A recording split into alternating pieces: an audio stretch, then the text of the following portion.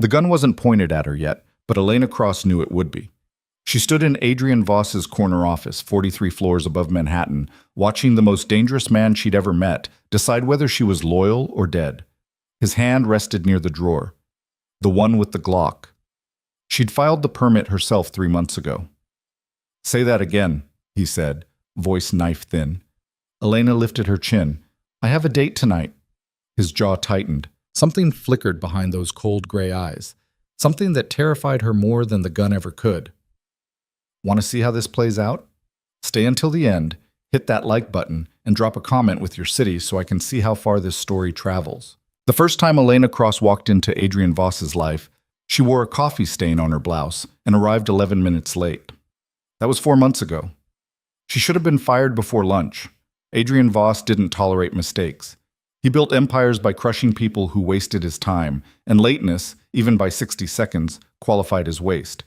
But when she'd stood in his office doorway, portfolio trembling slightly in her grip, and said, "The subway caught fire. I could have lied and blamed traffic, but I don't start jobs with bullshit," something shifted. He'd hired her on the spot. Now Elena understood that decision differently. Adrian didn't value honesty the way normal people did. He valued control. And honest people were easier to read, easier to manage, easier to own. She just hadn't realized he'd try to own her. "The Bergman contract," Adrian said without looking up from his laptop. "Where are we?" Elena glanced at the clock mounted above his desk, 6:47 p.m. Most of the 43rd floor had emptied 2 hours ago. Outside the floor-to-ceiling windows, Manhattan glittered like scattered diamonds, beautiful and cold. She'd stopped being impressed by the view after week 2. "Bergman's lawyers are stalling," she said, crossing the office with a folder tucked under her arm. She dropped it on his desk harder than necessary. "They want another week to review terms we already negotiated. I think they're buying time to find a better offer." Adrian's fingers stopped moving across the keyboard. He leaned back in his chair, Italian leather, obscenely expensive, and finally looked at her. Gray eyes, sharp enough to dissect. He had the kind of face people called handsome in boardrooms and dangerous in back alleys. Both were accurate. "You think, or you know?" "I know," Elena said. Bergman's assistant called their primary competitor yesterday. 22-minute conversation. She used her personal cell, but she's sloppy about location services. One dark eyebrow lifted. "You're tracking his assistant's phone? You pay me to be thorough. I pay you to be my executive assistant, not NSA. Then maybe stop hiring people to handle problems you don't want to explain." The corner of his mouth twitched.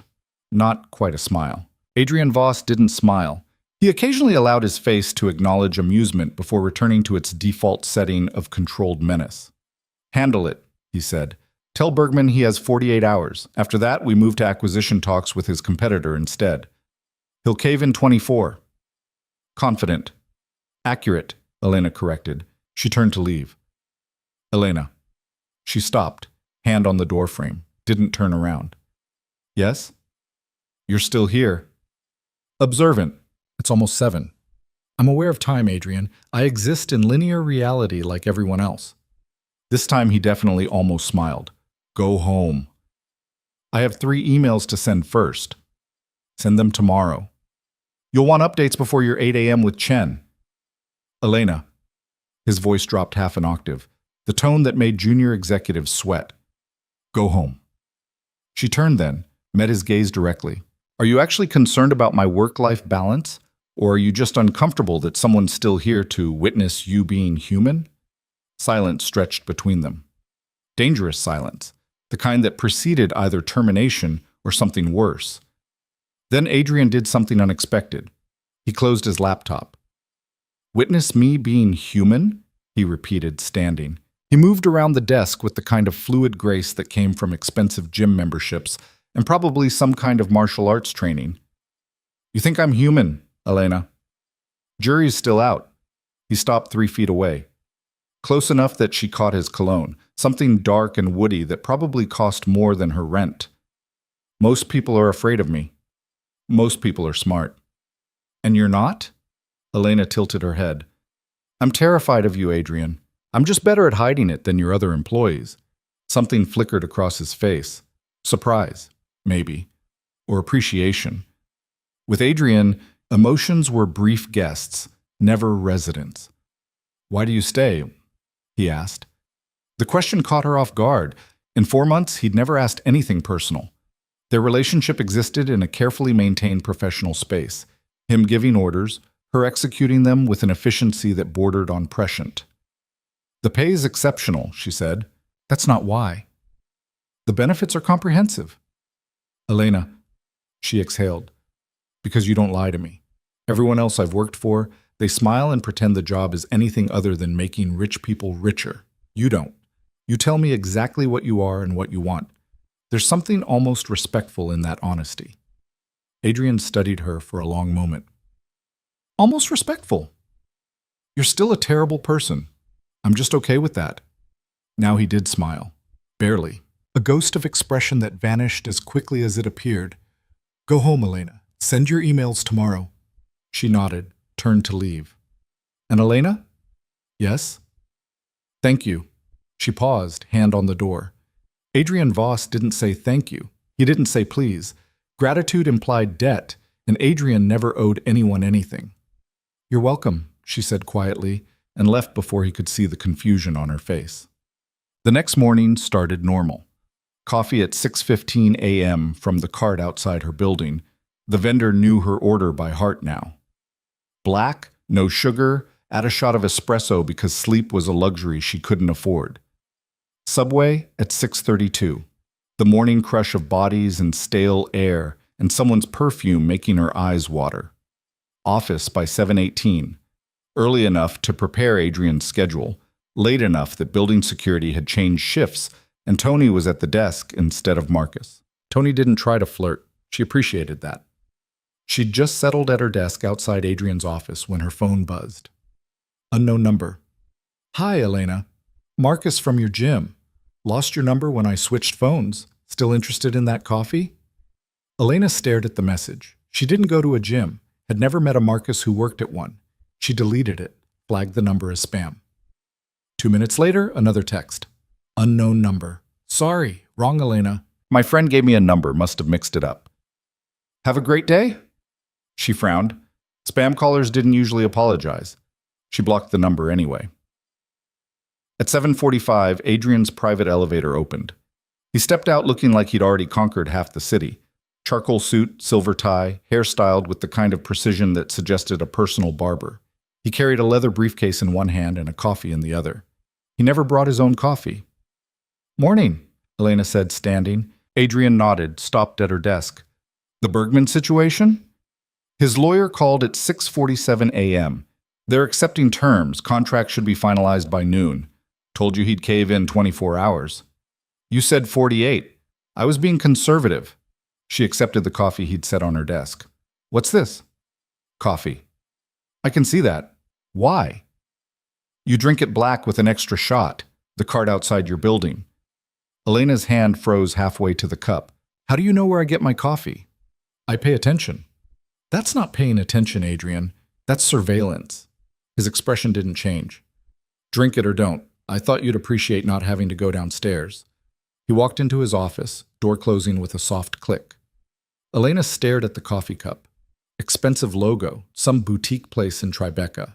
The exact order she got every morning. She should have been angry. Should have marched into his office and demanded to know why he was tracking her movements. But underneath the anger, something else stirred. Something uncomfortable and complicated. She took a sip. Perfect temperature.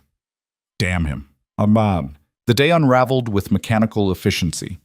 Conference calls, contract revisions, an unfortunate incident where a junior analyst cried in the break room after Adrian eviscerated his quarterly projections. Elena found the analyst later, offered tissues and practical advice. Stop taking it personally. He destroys everyone's work. The difference is whether you fix it or quit. By 3 p.m., she'd handled 8 crises, prevented 3 more, and consumed enough coffee to fuel a small aircraft. She was reviewing acquisition targets when her personal phone buzzed again. Unknown number. Elena Cross? "This is Ethan Cole. We met at the Riverside Charity Gala last month. I was hoping I could take you to dinner." Elena's fingers stilled on her keyboard. The Riverside Gala. She'd attended as Adrian's plus one, not a date, just professional necessity. He needed someone who could navigate donors without scaring them. She vaguely remembered Ethan. Tall, charming smile, worked in finance. They talked for maybe 10 minutes about nothing important. Elena, how did you get my number? Ethan, friend of a friend. Hope that's not too forward. If you're not interested, just say so. No pressure. She should delete it. Her life had exactly zero room for dating, but something made her hesitate. Maybe it was the way Adrian had known her coffee order. Maybe it was 4 months of existing in his orbit, feeling herself slowly becoming another asset he managed. Elena, dinner could work. When? Ethan, tonight? I know it's short notice. There's a place in Brooklyn I think you'd love. Elena, tonight's fine. Send me the address. She set her phone down, tried to focus on work. Failed. At 5:30, she knocked on Adrian's door. Come in. He was standing at the windows, hands in his pockets, staring out at the city. Something about his posture seemed different, tense. I'm leaving at 6 today, Elena said. Bergman contract isn't finalized yet. It will be by 5:47. Their legal team is just doing final formatting. Adrian turned. You have somewhere to be? I have a date. The words landed like dropped glass. Adrian's expression didn't change. He was too controlled for that. But something shifted in his eyes. Something cold. A date, he repeated. Yes. With whom? Elena crossed her arms. That's not professional information you need. Everything about you is information I need. I'm your assistant, Adrian, not your property. Silence, heavy and sharp. What's his name? Adrian asked quietly. Why does it matter? It matters. Ethan Cole. We met at the Riverside Gala. He seems nice. That's all you're entitled to know. Adrian's jaw tightened almost imperceptibly. Ethan Cole. You know him? I know of him. Finance sector. Works for Meridian Group. And? And nothing. Adrian turned back to the windows. Have a pleasant evening, Elena. She should have left, should have taken the dismissal and gone, but something in his voice stopped her. Are you angry? She asked. Why would I be angry? I don't know. You tell me. Adrian's reflection in the glass was perfectly still. You're allowed a personal life, Elena. I don't own your time outside this office. Then why does it feel like you're lying? He turned slowly. When he looked at her, his eyes were flat and cold, the expression he used in hostile negotiations. Go on your date. We'll discuss your performance review tomorrow. My performance review? Adrian, I've exceeded every metric you've... Tomorrow, Elena. She stared at him. Something was wrong, something she couldn't name but felt in her bones. Fine, she said. Tomorrow. She left without looking back. Club. Ethan chose a restaurant in Dumbo with exposed brick and dim lighting, the kind of place that tried too hard to be romantic. He was already there when Elena arrived, standing to greet her with that same charming smile. Elena, you look incredible. She'd changed into a simple black dress, minimal jewelry. Thanks. You didn't have to pick somewhere so fancy. Nothing's too fancy for someone who works for Adrian Voss. Ethan pulled out her chair. That must be intense. It's a job. Come on, everyone knows Voss is basically Manhattan's scariest businessman. What's he really like? Elena accepted the wine menu from their server. He's exacting, brilliant, and occasionally terrifying, but he's fair. Fair? Ethan laughed. I've heard stories about Voss. Fair isn't the word most people use. Most people don't work for him. True. Ethan leaned back. So how does someone like you end up working for someone like him? Someone like me? You seem normal, grounded. He seems like he probably eats junior analysts for breakfast. Only on Tuesdays, Elena said dryly. Wednesdays are reserved for disappointing board members. Ethan grinned. See, you're funny. I like that. They ordered, made small talk. Ethan was charming, attentive, asked reasonable questions. Everything about the evening should have been pleasant. But Elena couldn't shake the feeling that something was off. So tell me, Ethan said over appetizers, what's Voss working on these days? Anything exciting? I can't discuss his business affairs. Right, of course, professional confidentiality. He smiled. I just meant generally. Is he expanding into new markets? I heard rumors about a tech acquisition. Elena's fork paused halfway to her mouth. Where did you hear that? Oh, industry talk. Finance guys gossip worse than teenagers. The tech acquisition hasn't been announced yet. Ethan's smile didn't waver. Must have been speculation then. So it's true. She set her fork down carefully. Ethan, why did you really ask me out? Because I think you're beautiful and interesting. And? And what? What do you want to know about Adrian? His expression shifted, just slightly, the charm dimming like someone had turned down a dial. You're sharp. I like that about you. Answer the question. Ethan sighed, leaned forward. Look, I'm not going to insult your intelligence. Yes, I wanted to meet you partly because of who you work for. Voss is making moves that concern a lot of people who'd like to know what he's planning. So you thought you'd seduce his assistant for insider information? Seduce is a strong word. I prefer network. Elena started to stand. Ethan's hand shot across the table, not grabbing her, but hovering close. Wait, just hear me out. I'm not interested in whatever $20,000, Ethan said quietly. For information about the Bergman contract and the tech acquisition. Just details. Nothing that would hurt Voss, just enough to help some people prepare. Elena stared at him. You're actually trying to bribe me. I'm offering you an opportunity. Do you know what Voss pays you compared to what you're actually worth? You're brilliant, Elena. You could be running your own company instead of fetching coffee for a... I don't fetch coffee, she interrupted coldly. And Adrian Voss respects me more than you ever could. She grabbed her purse, stood. Ethan's expression hardened. You think Voss respects you? He owns you. You're a tool he uses. At least I'm being honest about what I want. Honest? You manufactured this entire evening. You got my number from somewhere, probably bought it, and set up a fake date to manipulate me. That's not honesty. That's pathetic. She turned to leave. Elena. His voice dropped. The people I work with don't like being told no. She turned back slowly. Is that a threat? It's advice. Think about the offer. I'll be in touch. Don't.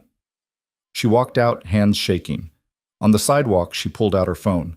Her first instinct was to call Adrian, tell him what happened.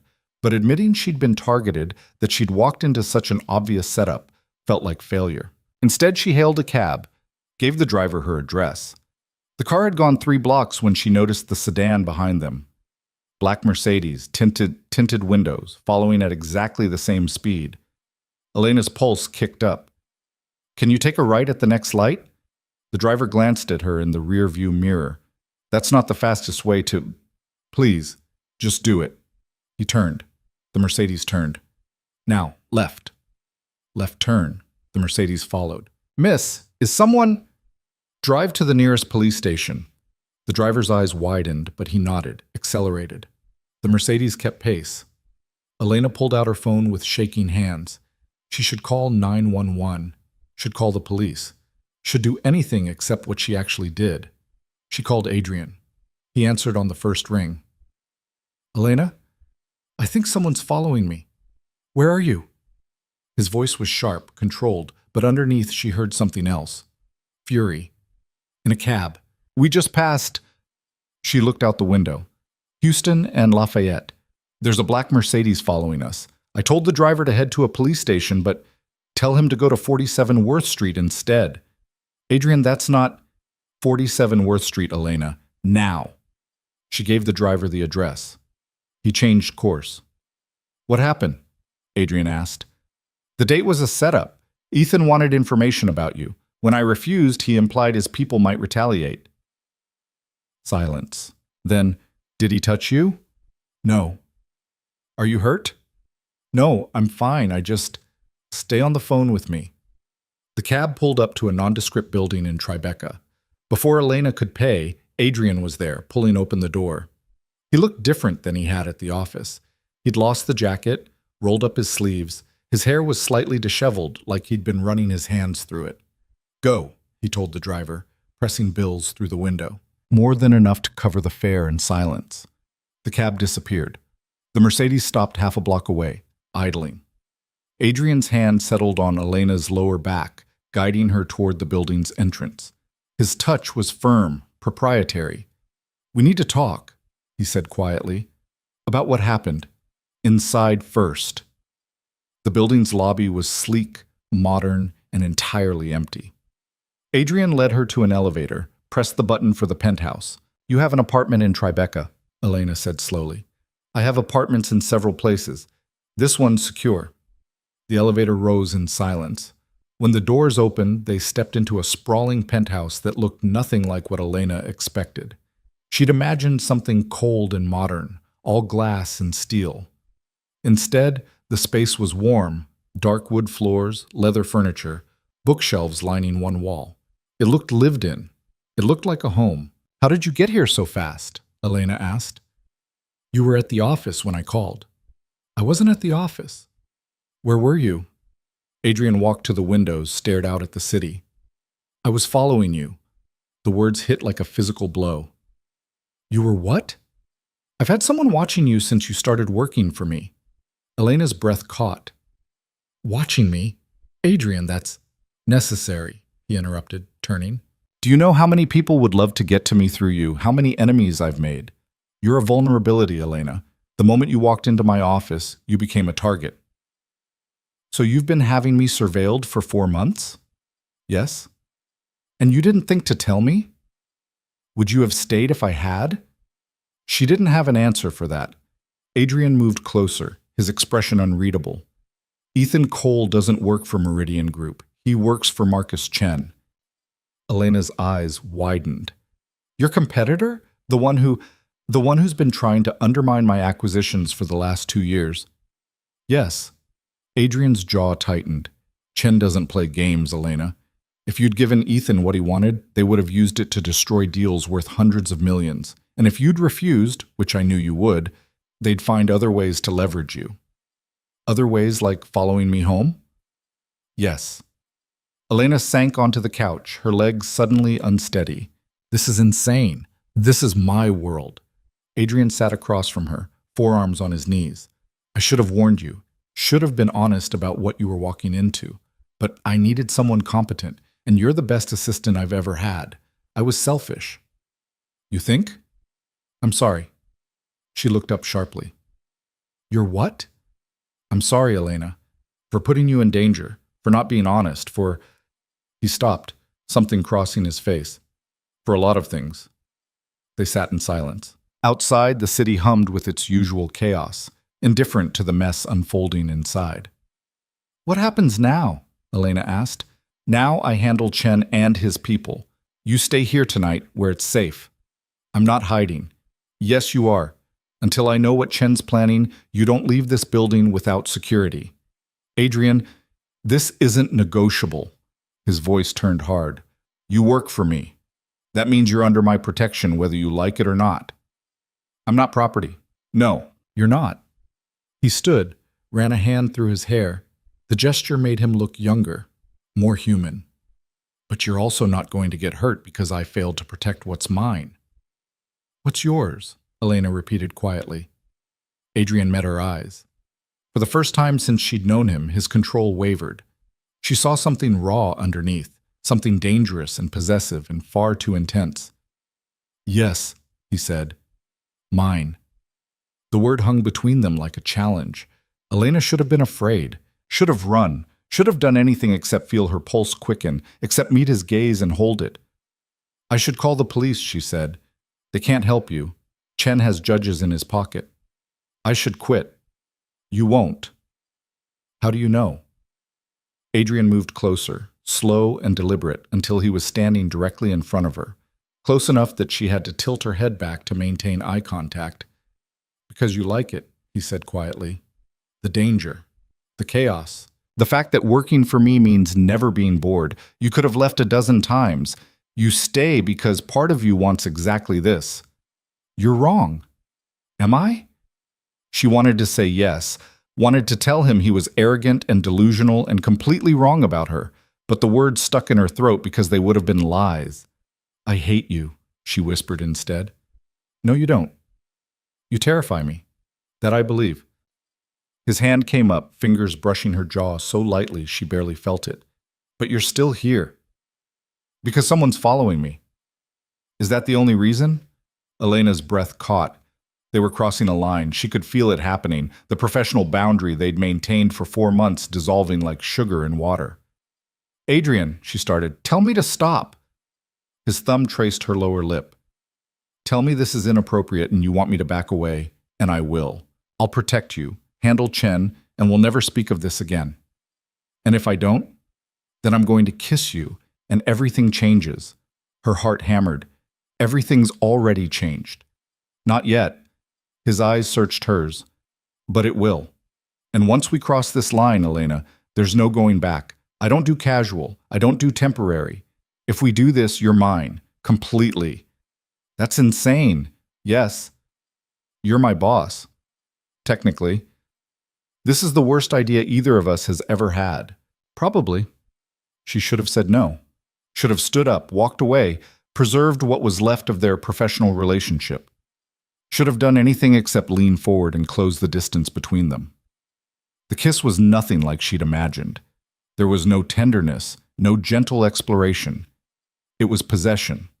Adrian's hand sliding into her hair, angling her head exactly where he wanted it, his mouth claiming hers with an intensity that made her dizzy. Elena kissed him back just as fiercely, fingers gripping his shirt, pulling him closer. 4 months of tension ignited all at once. When they finally broke apart, both breathing hard, Adrian rested his forehead against hers. Mine, he said again. Not a question this time. This is going to be complicated, Elena managed. Yes. Chen's people are still out there. I know. And you're still a terrible person. Absolutely. He pulled back just enough to meet her eyes. And for the first time since she'd known him, Adrian Voss smiled, really smiled. But I'm your terrible person now. That's not how this works. That's exactly how this works. She laughed despite everything, despite the danger, despite the insanity, despite knowing her life had just become infinitely more complicated. What happens tomorrow? She asked. Tomorrow I destroy Marcus Chen for touching what's mine. Tonight? His fingers traced down her spine. Tonight you stay here, safe. And you? I have calls to make. People to remind why crossing me is fatal. He kissed her again, slower this time, but no less intense. Get some rest, Elena. The next few days are going to be interesting. That's one word for it. He grabbed his jacket, headed for the door. Adrian? He turned. Don't do anything stupid, Elena said. Define stupid. Anything that gets you killed before I figure out if I actually like you. His smile turned dangerous. I'll try to restrain myself. The door closed behind him, locks engaging with soft clicks. Elena sat alone in Adrian Voss's penthouse, her lips still tingling, her world completely upended. Outside, Manhattan glittered with indifferent beauty. And somewhere in that city, Marcus Chen's people were planning their next move. Elena pulled out her phone, stared at the blocked number from earlier, the wrong Marcus text. It hadn't been wrong at all. They'd been testing her, seeing if she'd respond, and now they knew she would. She stood, walked to the windows, looked out at the same view Adrian had stared at minutes before. Somewhere down there, he was making calls, assembling his response, preparing for war. And Elena Cross, who'd walked into his office 4 months ago looking for a job, was now standing in the center of a battlefield. She should have been afraid. Instead, she felt alive. Her phone buzzed, unknown number, again. She almost didn't answer. Then curiosity, or maybe recklessness, won. Yes? Miss Cross. A voice she didn't recognize. Male, smooth, dangerous. We should talk. Who is this? Someone who wants to help you. Ethan was clumsy tonight. I apologize. But the offer stands. 20,000 for information. 50 if you can arrange a meeting with Voss. Elena's grip tightened on the phone. Go to hell. You're angry. Understandable. But consider your position, Miss Cross. You're valuable to Voss, which makes you valuable to us. We can either do this the easy way or the hard way. Your choice. I choose the way where you leave me alone. Not an option, I'm afraid. We'll be in touch. The line went dead. Elena stared at her phone, pulse racing. She'd chosen Adrian, chosen to stand with him instead of running. But standing with Adrian Voss meant standing in the line of fire. And the fire was just beginning. Elena didn't sleep. She spent the night in Adrian's penthouse, moving between the windows and the couch, watching the street below for black sedans that never appeared. At 3 a.m., she raided his kitchen and found it stocked with actual food. Not the bachelor essentials she'd expected, but real ingredients: fresh vegetables, pasta, expensive olive oil.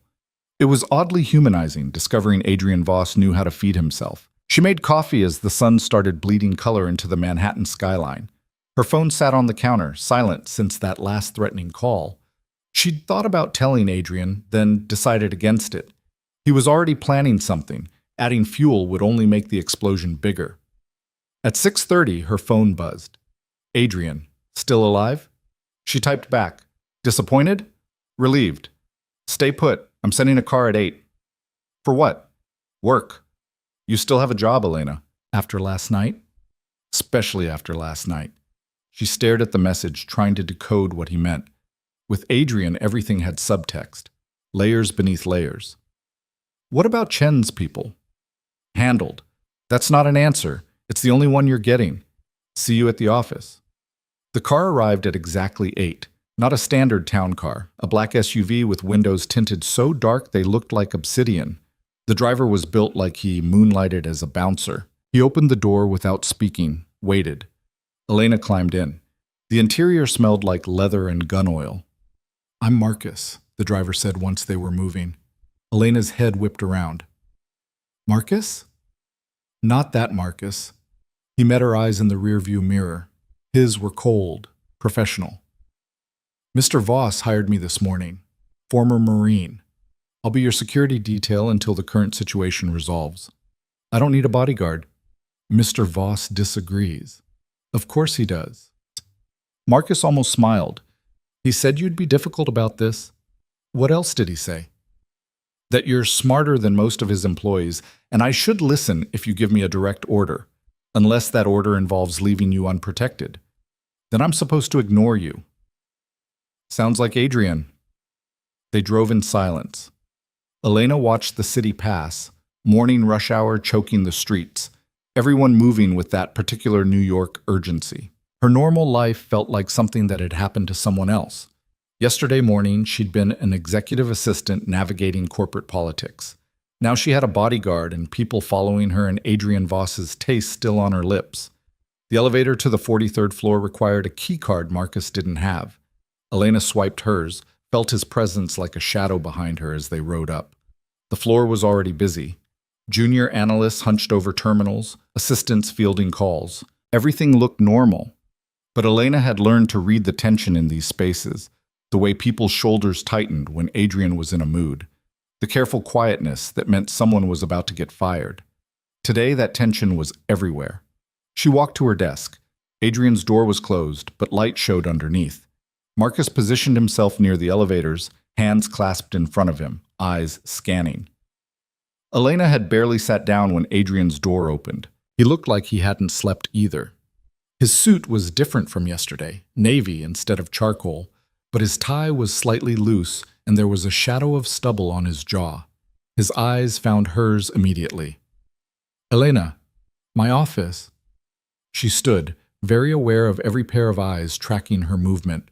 Office gossip spread faster than wildfire.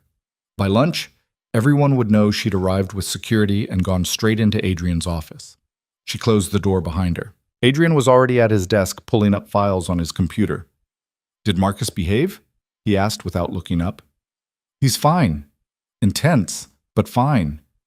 He's former Force Recon. Intense is his default setting. Adrian, I don't need... Yes, you do. Now he looked at her. His expression was carved from stone. Chen made his move last night. 3 of his people followed you. I had 2 of mine following them. One of Chen's idiots tried to approach the building around midnight. He's currently explaining himself to some mutual acquaintances who don't appreciate freelance operations in their territory. Elena's stomach dropped. What does that mean? It means I called in favors. reminded certain people that Chen's been operating without permission in areas that aren't his. They were very interested to hear about his unauthorized surveillance activities. You sicked the mob on him? Adrian's eyebrow lifted. I don't sick anyone. I simply provided information to interested parties. That's semantics. That's business. He stood, moved around the desk. Chen overplayed his hand. He thought he could pressure you quietly, get what he wanted, disappear. Instead, he's now dealing with people who make me look friendly. I got another call last night, Elena said. After you left. They offered 50,000 for a meeting with you. Adrian went very still. You didn't mention that. I'm mentioning it now. What did you say? I told them to go to hell. Something shifted in his expression, pride maybe. And then? They said it wasn't an option, that they'd be in touch. She crossed her arms. So what's the play here, Adrian? We can't just hide forever while you play gangster politics. The play is I destroy Chen's credibility, dismantle his operations, and make it very clear what happens when someone targets my people. Your people. Yes. I'm not a chess piece. No. He moved closer, his voice dropping. You're the queen, the most valuable piece on the board, which is exactly why Chen wants you. Elena's pulse kicked up. They were standing too close for this to be professional. The memory of last night's kiss hung between them like smoke. What happened to handling this quietly? She asked. That was before they threatened you twice. Adrian's hand came up, fingers brushing her cheek. The gesture was possessive, territorial. I don't do quiet when it comes to protecting what's mine. We need to talk about that word. Mine? Yes. What about it? You can't just claim people, Adrian. That's not how relationships work. His smile was sharp. We're not having a relationship. We're having a merger. A merger. You bring efficiency, intelligence, loyalty. I bring protection, resources, power. Mutually beneficial arrangement. That's the most romantic thing anyone's ever said to me, Elena said dryly. I'm not romantic. I'm practical. You kissed me last night. That was practical too. How? You needed to know where we stand. Now you do. Elena stared at him. You're impossible. I'm effective. He stepped back, returning to professional distance. We have work. The Bergman contract needs final signatures. The tech acquisition moves to phase 2, and I need you to compile everything you know about Chen's operations. Why? Because I'm going to the board with a formal complaint. Chen's been engaged in corporate espionage, bribery, and now stalking. By the time I'm done, he won't be able to get a job managing a parking garage. That seems excessive. He threatened you. Excessive is the minimum response. Before Elena could answer, her desk phone rang through the open door. She moved to answer it, Adrian following. Elena Cross. Miss Cross, this is reception. There's a gentleman here to see Mr. Voss. Says it's urgent. Elena glanced at Adrian's calendar on her screen. He doesn't have any appointments until 10. I know, but the gentleman is quite insistent. His name is Marcus Chen. The world seemed to tilt slightly. Adrian was already moving, taking the phone from her hand. Send him up and alert building security. He hung up, his expression ice cold. He's coming here, Elena said. That's bold even for him. He's desperate. I destroyed 3 of his supplier contracts this morning. By noon, 2 of his board members will have resigned. He's hemorrhaging resources. Adrian's smile was predatory, so he's trying a direct approach. What do you want me to do? Stay in the office. Door closed. Marcus stays with you. No. Elena, if this is about me, I'm not hiding while you handle it. I want to see Chen. I want him to know I'm not afraid. Adrian studied her for a long moment. You're sure? Completely. Then you sit at your desk. Look busy. When Chen arrives, you ignore him completely unless I specifically ask for your input. Can you do that? I'm an executive assistant. Ignoring people is literally half my job. The elevator chimed. Marcus, the bodyguard, straightened, hand moving slightly toward his jacket. The movement was subtle but unmistakable. He was armed. The elevator doors opened. Marcus Chen stepped out, flanked by 2 men in expensive suits who were definitely not assistants. They had the same contained violence as Elena's Marcus, the kind of stillness that came from knowing exactly how to hurt people. Chen himself was mid-50s, silver hair, tailored suit that probably cost more than Elena's monthly rent. He looked like every other wealthy executive in Manhattan, which meant he looked dangerous in the way apex predators looked harmless until they struck. His eyes swept the floor, landed on Adrian's office door, then shifted to Elena. He smiled. It didn't reach his eyes. "Miss Cross, how lovely to finally meet you properly." Elena didn't respond. She turned back to her computer, fingers moving over the keyboard like he didn't exist. Chen's smile tightened. He looked at Adrian, who'd positioned himself in his office doorway. "Marcus," Adrian said flatly. "What an unexpected visit." "Adrian, we need to talk." "Then talk. Privately would be better. I don't do private meetings with people who stalk my employees." Chen's jaw tightened. "I don't know what Ethan told you, but Ethan told her exactly what you paid him to say. 20,000 for information, 50 for a meeting. Should I continue?" The floor had gone silent. Every employee was pretending to work while listening to every word. "Perhaps we should discuss this in your office," Chen said quietly. "Unless you want your entire staff hearing your business." "My staff is loyal, unlike yours." But Adrian stepped aside. 5 minutes. Chen walked past Elena without looking at her. His bodyguard started to follow. "They stay out here," Adrian said. "I don't think so." "Then neither do you." The two men stared at each other, chess players evaluating the board. Finally, Chen nodded to his people. They took positions near the elevator, mirroring Marcus's stance. The door closed behind them.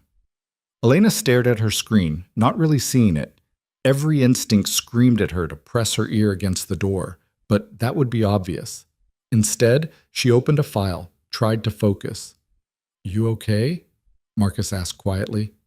She glanced at him. "Honestly, no idea." "Boss knows what he's doing." "Does he?" "He's still alive. In his line of work, that means something." Inside the office, voices rose, not shouting, but sharp. Controlled anger was somehow worse. The door opened 5 minutes later. Chen emerged looking like he'd swallowed glass. His face was composed, but his eyes were furious. "This isn't over," he said. "Yes, it is." Adrian's voice was flat, final. "You come near Elena again, you even think her name, and I'll bury you so deep you'll never surface. We clear?" Chen's smile was sharp and cold. Crystal. He walked to the elevator, his men falling in behind him. The doors closed on his expressionless face. The entire floor exhaled. Adrian looked at Elena. "My office. Now." She stood, followed him inside. The door clicked shut. "What did he say?" she asked. "He wanted to make a deal. Said Ethan acted without authorization. He's been disciplined, and Chen will back off if I agree to stay out of a port acquisition he's pursuing." "What did you say?" "I told him to go fuck himself." Elena blinked. Adrian rarely swore. "That seems undiplomatic." "He threatened you. Diplomacy ended the moment his people followed you home." Adrian moved to the windows, hands in his pockets. "He knows he's losing. The board complaint will go through by end of week. His investors are already nervous. 2 more supplier contracts disappear and he's finished." "So this is actually over?" "Not even close." Her stomach sank. "Explain." Adrian turned. "Chen's desperate. Desperate men don't follow rules, they escalate." He paused. "I need you to leave the city for a few days." "Absolutely not." "Elena, no. You don't get to kiss me, call me yours, then ship me off like baggage when things get complicated." "This isn't about complicated. This is about keeping you alive." "Then we both leave. Together." "I can't. I have meetings, contracts, the board complaint. If I disappear now, Chen wins." Elena crossed her arms. "Then I'm not leaving either." "You're being stubborn." "I learned from the best." They stared at each other. Outside, Manhattan hummed with indifferent life. "Compromise," Adrian said finally.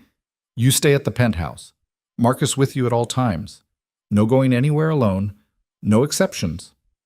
"What about work?" "You work from there. I'll have everything you need sent over." "That's not a compromise. That's house arrest. That's survival." He moved closer, his expression serious. "I can't protect you and handle Chen at the same time if you're wandering around the city, so you stay somewhere safe while I dismantle his empire. Once he's neutralized, you come back. Normal life resumes. Normal, Elena repeated. You really think we're going back to normal after this? No.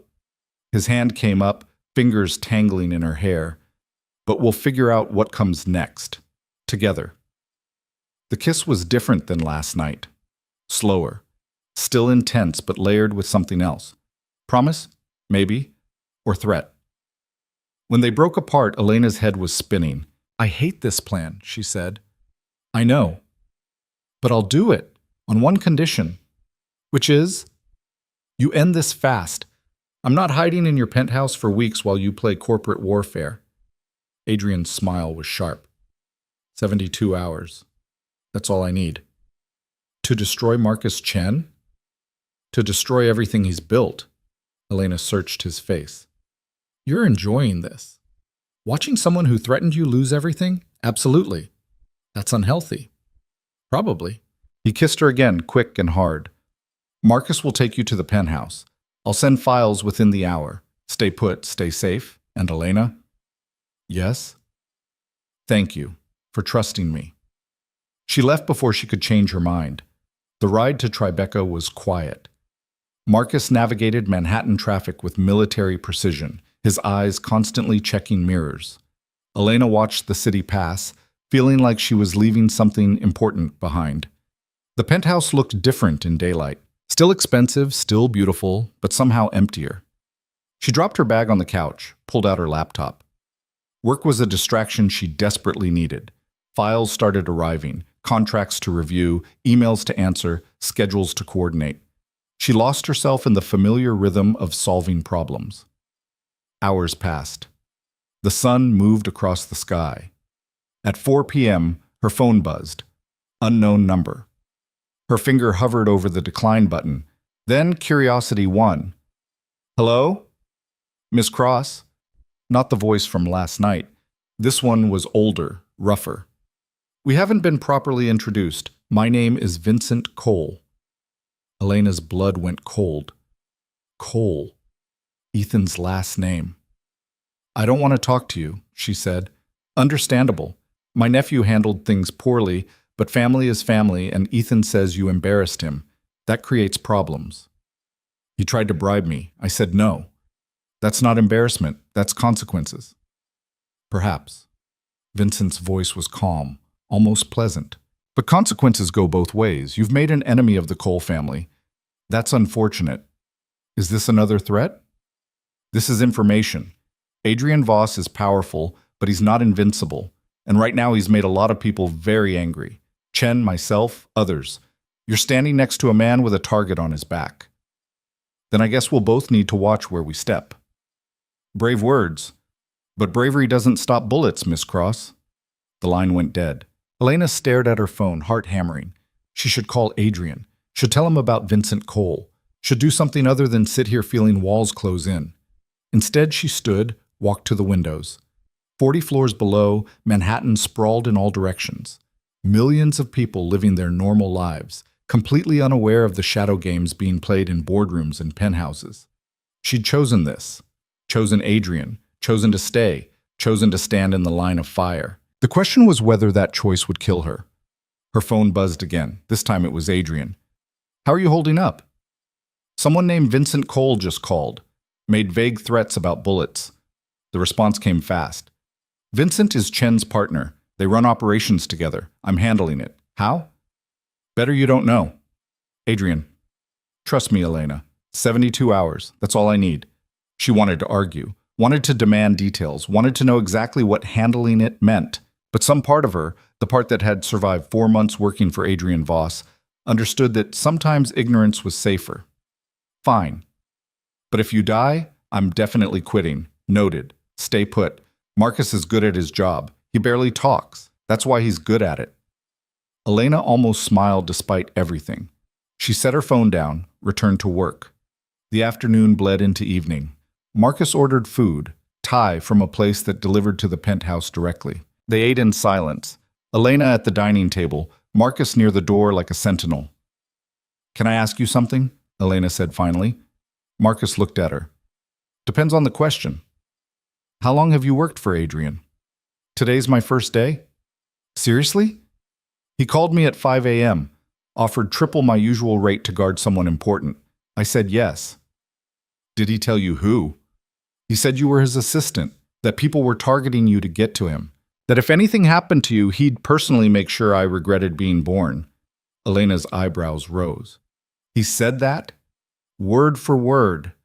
Marcus's expression didn't change. I've worked for a lot of powerful people, Miss Cross. Most of them don't care about their staff beyond utility. But Mr. Voss? The way he talked about you? He shook his head. That man would burn the city down to keep you safe. That's dramatic. That's accurate. They finished eating in silence. At 11 p.m., Elena tried to sleep. Failed. The penthouse was too quiet, too empty. She kept expecting Adrian to walk through the door, tie loosened, looking exhausted but satisfied. Instead, she lay alone in the guest room, staring at the ceiling, wondering what he was doing. Wondering if Chen or Vincent or whoever else was out there would actually follow through on their threats. Wondering if she'd made a catastrophic mistake. Her phone buzzed. Adrian, like he could sense her spiraling. Stop thinking so loud, I can feel it from here. Where are you? Office. Working. It's almost midnight, and?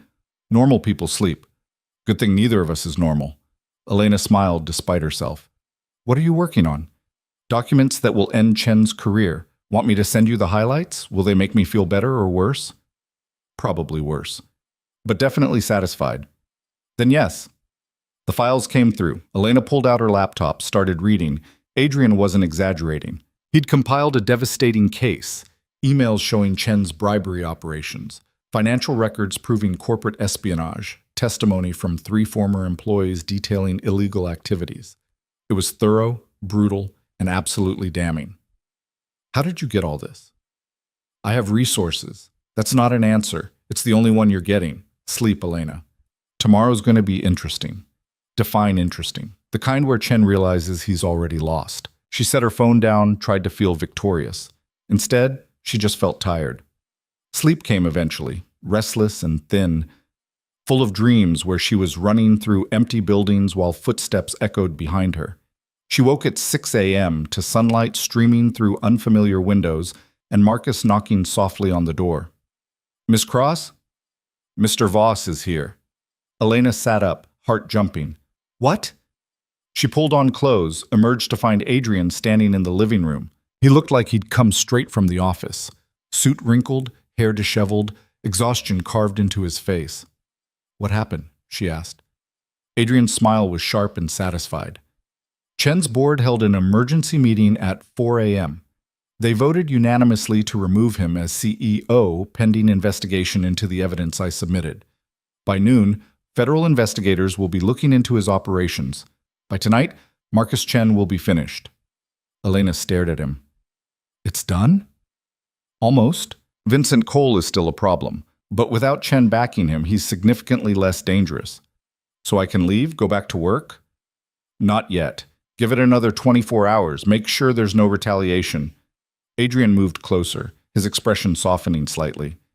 I know you hate this, but I need to know you're safe. I am safe. Marcus doesn't let me out of his sight.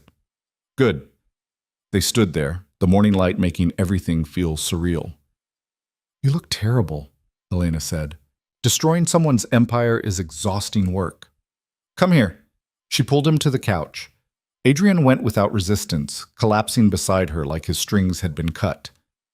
When did you last sleep? Elena asked. Tuesday? Adrian? I'm fine.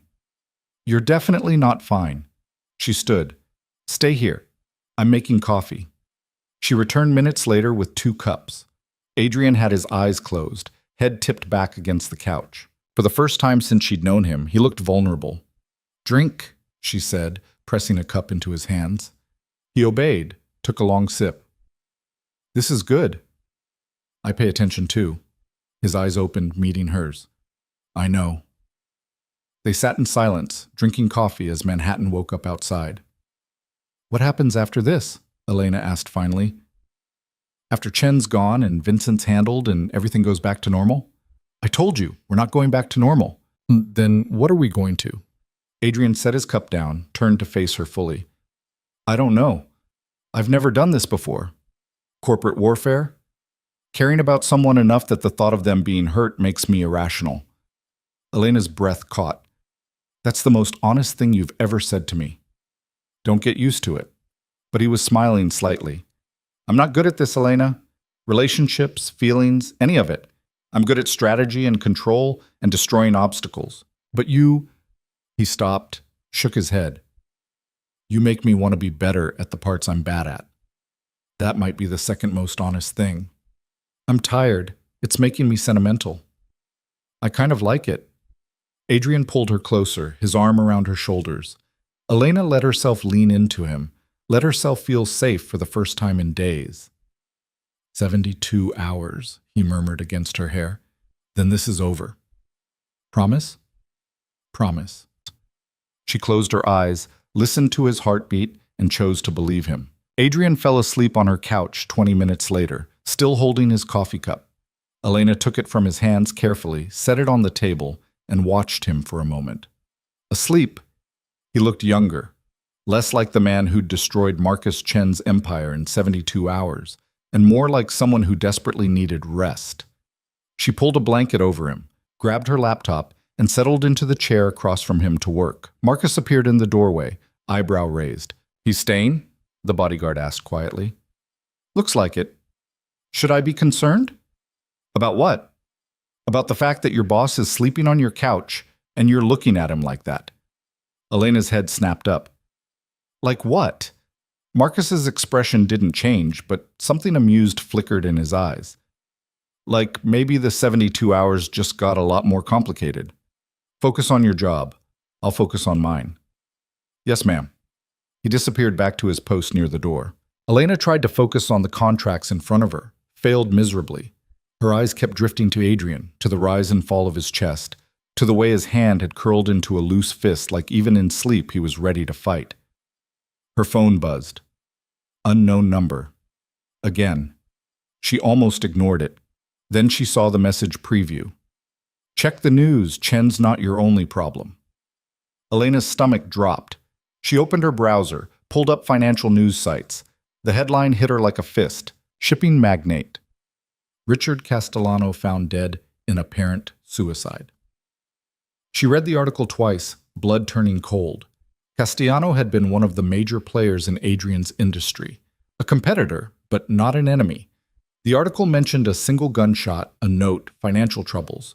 But the timing was wrong. Everything about it was wrong. She looked at Adrian still sleeping, thought about waking him, decided against it. He needed rest, and whatever this was, it could wait an hour. It couldn't wait an hour. 30 minutes later, Adrian's phone started ringing. The sound cut through the quiet like a blade. He woke instantly, the way people did when they lived with constant danger. His hand went to his pocket before his eyes were fully open. He looked at the screen, frowned, answered. What? Elena watched his expression shift from annoyance to something colder, sharper. When? A pause. No, I'm not at the office. I'll be there in 20 minutes. He stood, already moving. Lock everything down. No one talks to anyone outside the building. I'll handle the press. He hung up, looked at Elena. You saw the news, he said. Not a question. Castellano. It wasn't suicide. How do you know? Because Richard Castellano was left-handed and the shot was to his right temple. Because he had dinner with me 2 nights ago and talked about his grandkids. Because he was investigating Chen's operations and was supposed to testify. Adrian's jaw tightened. This is Chen sending a message. But Chen's finished. You destroyed him. I destroyed his company. I didn't kill him. And desperate men with nothing left to lose are the most dangerous kind. He grabbed his jacket. I need to go. The police will have questions. The board will panic. I need to control this before it spreads. What about Vincent Cole? What about him? Elena showed him the text. Adrian's expression turned murderous. They're escalating, he said quietly, trying to show they can still strike. So what do we do? You stay here. I handle it. Adrian, no arguments, Elena. If they killed Castellano to send a message, you're next on their list. He moved to the door, stopped, came back, kissed her hard and fast. I'll call you in an hour. Don't leave this apartment. Then he was gone, the door closing with a finality that made Elena's chest tight. Marcus appeared. You okay? Define okay. A fair point. The morning crawled past. Elena worked because the alternative was sitting still and panicking. Files, emails, schedules. The normal architecture of her job felt surreal against the backdrop of murder and threats. At 11 a.m., her phone rang. Adrian. Talk to me, she said. Police are calling it suicide. Chen and Vincent have alibis, clean ones. His voice was tight with frustration. They're smart, professional. This was planned. What about the testimony? Doesn't that prove what? That Castellano had information? That's not evidence of murder. And without proof, we have nothing. Elena's mind raced. What was Castellano investigating? Shipping routes Chen was using to move illegal goods, drugs, weapons, maybe worse. He'd compiled records, documents, everything we'd need to put Chen away for decades. Where are those documents now? Silence. Then, his house. The police sealed it as a crime scene. Can you get them? Not legally. Adrian. I'm working on it, but if I go in there and get caught, everything falls apart. Chen's lawyers would argue evidence tampering. The whole case collapses. Elena thought for a moment. What if someone else got them? Someone who's not connected to you. Like who? Like me? Absolutely not. Listen to me. I'm his executive assistant. If I show up at his house, say I'm collecting files he'd borrowed for work, no one would question it. I grab the documents, leave, clean and simple. Elena, if Chen or Vincent figure out what you're doing, they won't, because they're watching you, not me. I'm just the assistant. Harmless. You're not harmless. You're the person they've already threatened twice. Which is exactly why they won't expect me to make a move. They think I'm hiding. Let them keep thinking that. More silence. She could practically hear Adrian's mind working through scenarios, calculating risks. It's too dangerous, he said finally. Everything about this situation is dangerous. At least this way we're doing something instead of waiting for the next body to drop. Elena, I'm doing this. With or without your approval. Adrian exhaled sharply. You're going to be the death of me. Probably. So what's the plan? 20 minutes later, Marcus was driving her to Castellano's estate in Greenwich. Adrian had made calls, pulled strings, gotten Elena temporary clearance as a business associate collecting borrowed materials. The story was thin but plausible. This is insane, Marcus said, eyes on the road. Noted. If Mr. Voss knew I was letting you do this, he does know. He approved it. He did? After I threatened to do it anyway without backup. Marcus almost smiled. You're either very brave or very stupid. Can it be both? The drive took 40 minutes. Castellano's estate sat behind iron gates, surrounded by old trees and the kind of wealth that didn't need to announce itself. Police cars lined the driveway. Yellow tape marked the entrance. Elena's hands were sweating. She wiped them on her skirt, forced herself to breathe normally. You don't have to do this, Marcus said quietly. Yes, I do. She got out of the car. A uniformed officer stopped her at the door. I'm sorry, miss, but this is a restricted area. Elena pulled out the documentation Adrian had prepared. I'm Elena Cross, Mr. Castellano's business associate. I'm here to collect some files he'd borrowed from our office. I have authorization. The officer examined the papers, frowned, radioed someone. A detective appeared minutes later, older, tired-looking, probably counting days until retirement. Miss Cross? I'm Detective Morrison. You're here for business documents? Yes, Mr. Castellano had borrowed some shipping contracts last week. My employer needs them back for an audit. Morrison studied her. Your employer being? Adrian Voss. Something shifted in the detective's expression. Recognition. I see. Well, we can't let you wander the property unsupervised, but if you can identify the specific files, I'll have an officer retrieve them. Elena's heart sank. That wasn't going to work. She needed to find the documents herself, didn't know exactly what she was looking for. The thing is, she said carefully, Mr. Castellano's filing system was somewhat unconventional. I'm not sure anyone else would know where to look. If I could just access his office briefly, not possible. This is an active investigation. I understand, but these are confidential business documents. If they're part of your investigation, fine. But if not, my employer is entitled to their return. I can be in and out in 10 minutes. Morrison hesitated. The calculation was clear on his face. Was denying Adrian Voss's representative worth the hassle? 10 minutes, he said finally. Officer Chen will accompany you. Ironic that his name was Chen. Elena followed the young officer through the mansion. It was beautiful in that old money way. Dark wood, expensive art, furniture that had probably been in the family for generations. Castellano's office was on the second floor. The door was open, the interior untouched except for police markers and fingerprint dust. What exactly are you looking for? Officer Chen asked. Shipping manifests, probably in manila folders marked with our company logo. It was a complete lie. She had no idea what Castellano's evidence looked like. She moved to the desk, started opening drawers. Files, papers, nothing obviously incriminating. The officer watched her closely. Think, Elena. Where would someone hide evidence they were gathering? Her eyes landed on the bookshelf. Hundreds of volumes, leather-bound, expensive. Too many for one person to actually read. She pulled out a book at random. It was hollow, empty. Find something? Officer Chen asked. No, just looking. She tried another book, also hollow, then a third. This one had a USB drive inside. Elena's pulse jumped. She palmed it quickly, kept searching to avoid suspicion. Pulled out another book. This one had a small leather journal. I found them, she said, holding up a random folder from the desk. These are the contracts. Officer Chen glanced at them. That's it? That's it. He escorted her back downstairs. Morrison was waiting. You got what you needed? The detective asked. Yes, thank you. Tell Mr. Voss we'll be in touch if we have questions. Of course. Elena walked to the car on legs that felt like water. She climbed in, handed Marcus the folder. Drive. Don't speed, don't do anything suspicious. Did you get it? Elena pulled the USB drive and journal from her jacket pocket. I got something. They were 3 blocks away when her phone rang. Unknown number. Her hand shook as she answered. What? That was bold, Miss Cross. Vincent Cole's voice, smooth as oil. Going to Castellano's house, collecting evidence. You're becoming quite the player. Elena's blood went cold.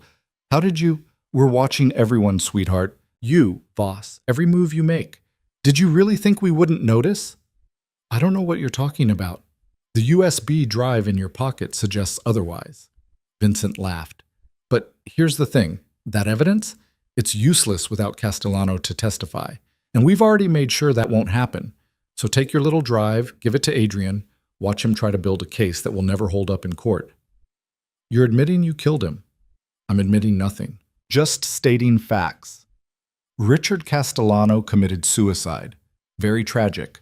The evidence he'd gathered is circumstantial at best, and you're playing a game you don't understand.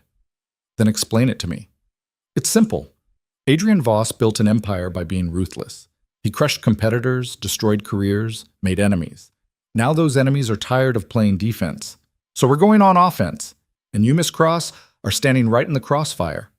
Is that another threat? It's a warning. Adrian can't protect you forever. Eventually he'll make a mistake, and when he does, we'll be there. The line went dead. Elena stared at her phone, pulse hammering. What did he say? Marcus asked. They were watching the house. They know we have the evidence. Does that change anything? I don't know.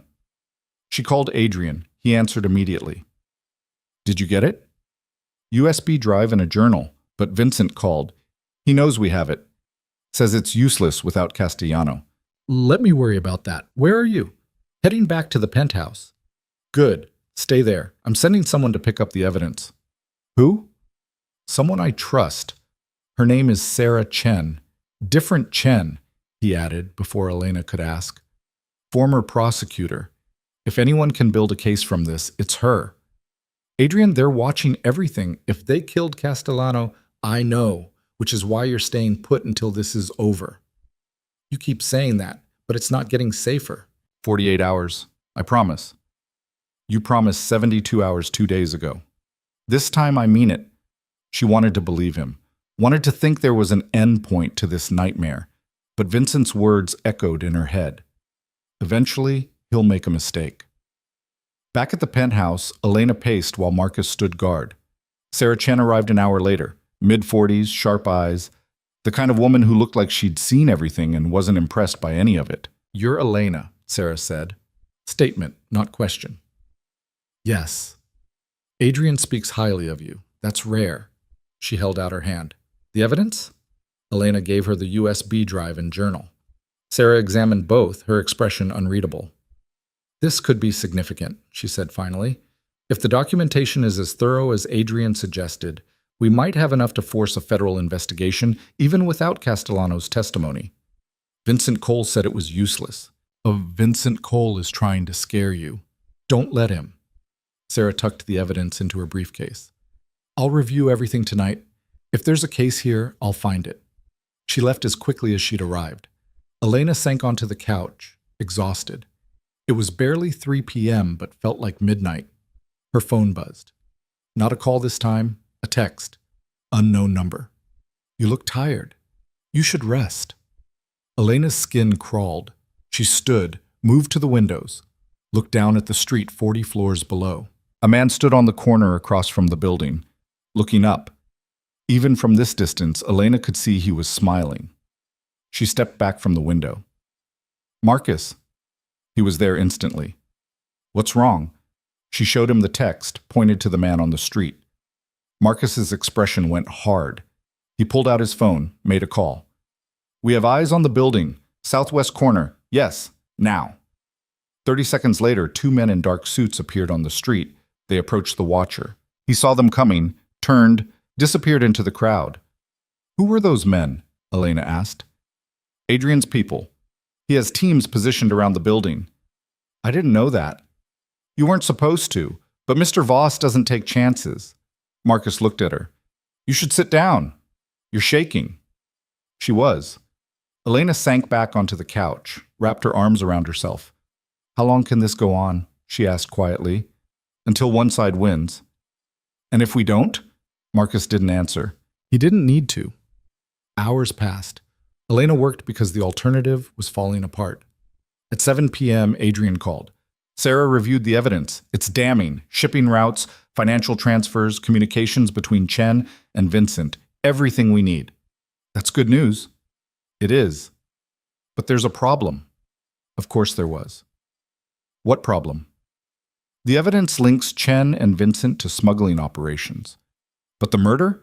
There's nothing directly connecting them to Castellano's death, which means even if we destroy their business, they walk free on the killing. So we get them for smuggling instead of murder. It's not enough, Elena.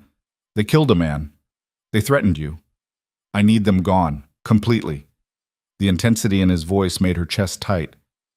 What are you planning? Something probably stupid. Adrian, trust me, one more day. Then this ends. He hung up before she could argue. Elena stared at her phone, dread pooling in her stomach. Adrian in planning mode was dangerous. Adrian angry was worse. Adrian angry and planning was a natural disaster waiting to happen.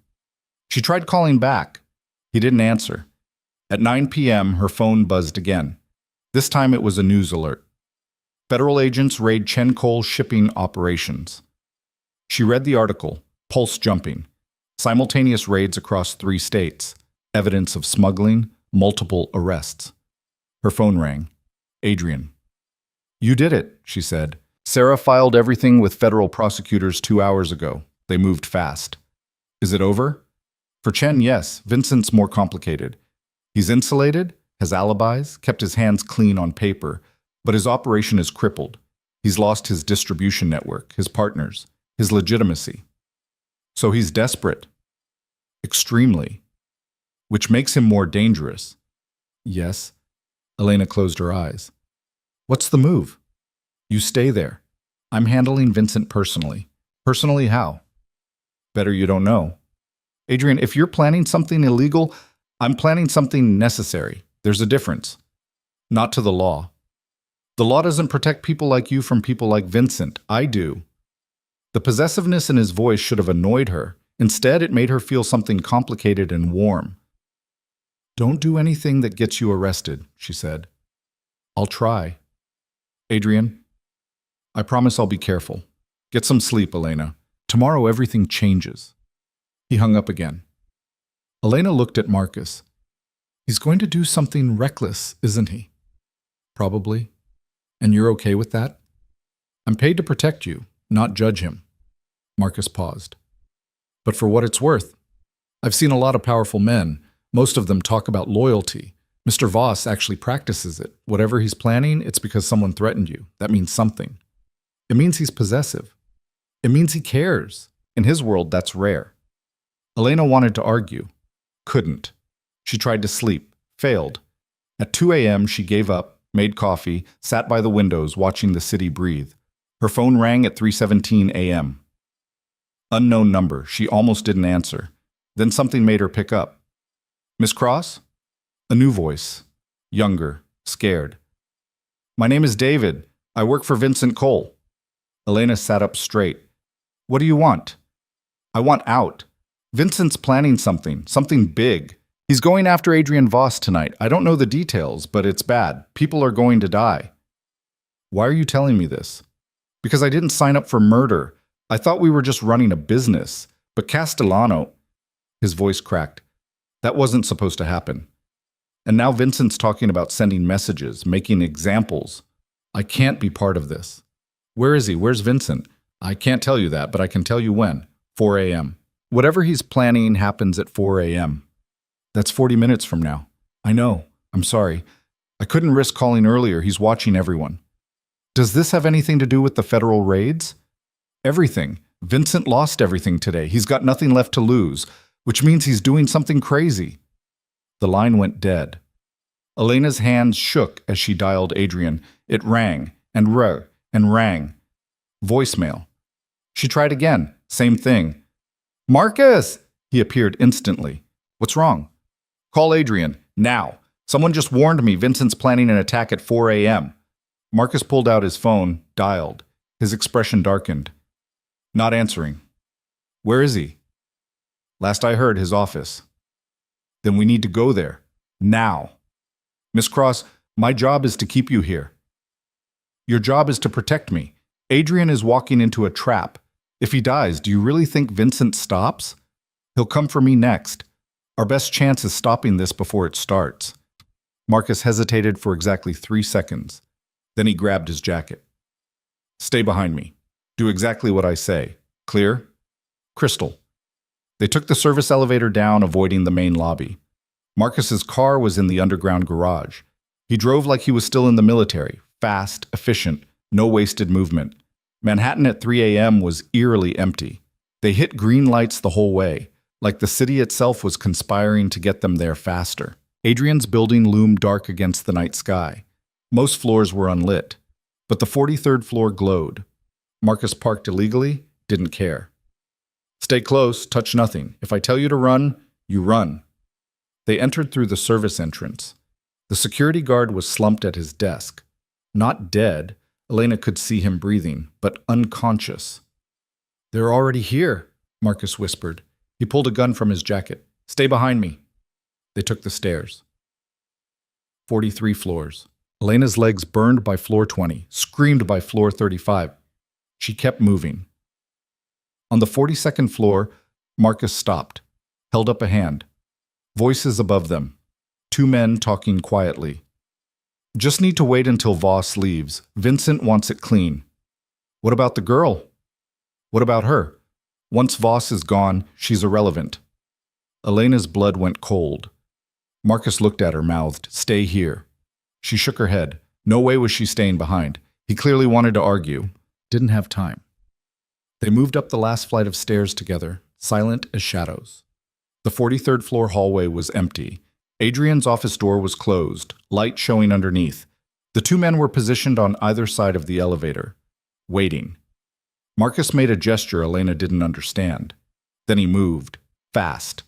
The first man went down without a sound. The second turned, reaching for his weapon. Marcus hit him hard, professional, brutal. He dropped. Elena's heart hammered so hard she thought it might break through her ribs. Marcus zip-tied both men, gagged them, dragged them into a conference room. Then he moved to Adrian's door, listened, knocked softly. "It's Marcus. I have Elena." The door opened. Adrian stood there in shirt sleeves, tie loosened, looking exhausted and furious and relieved all at once. "What are you doing here?" he demanded, looking at Elena. "Saving your life. You're welcome." "I told you to stay." "Vincent's planning an attack. 4 a.m. Someone tipped me off. Those two in the hallway were waiting for you." Adrian's expression shifted. He looked at Marcus. "How many?" "Just those two that I saw. But if they're scouts, there are more." Adrian moved to his desk, pulled out his own weapon. "Vincent doesn't do small moves." "We need to leave," Elena said. "Now, before—" The elevator dinged. They all froze. The doors opened. 4 men stepped out, all armed, all looking for a fight. Vincent Cole was with them. He saw Adrian through the office window, smiled.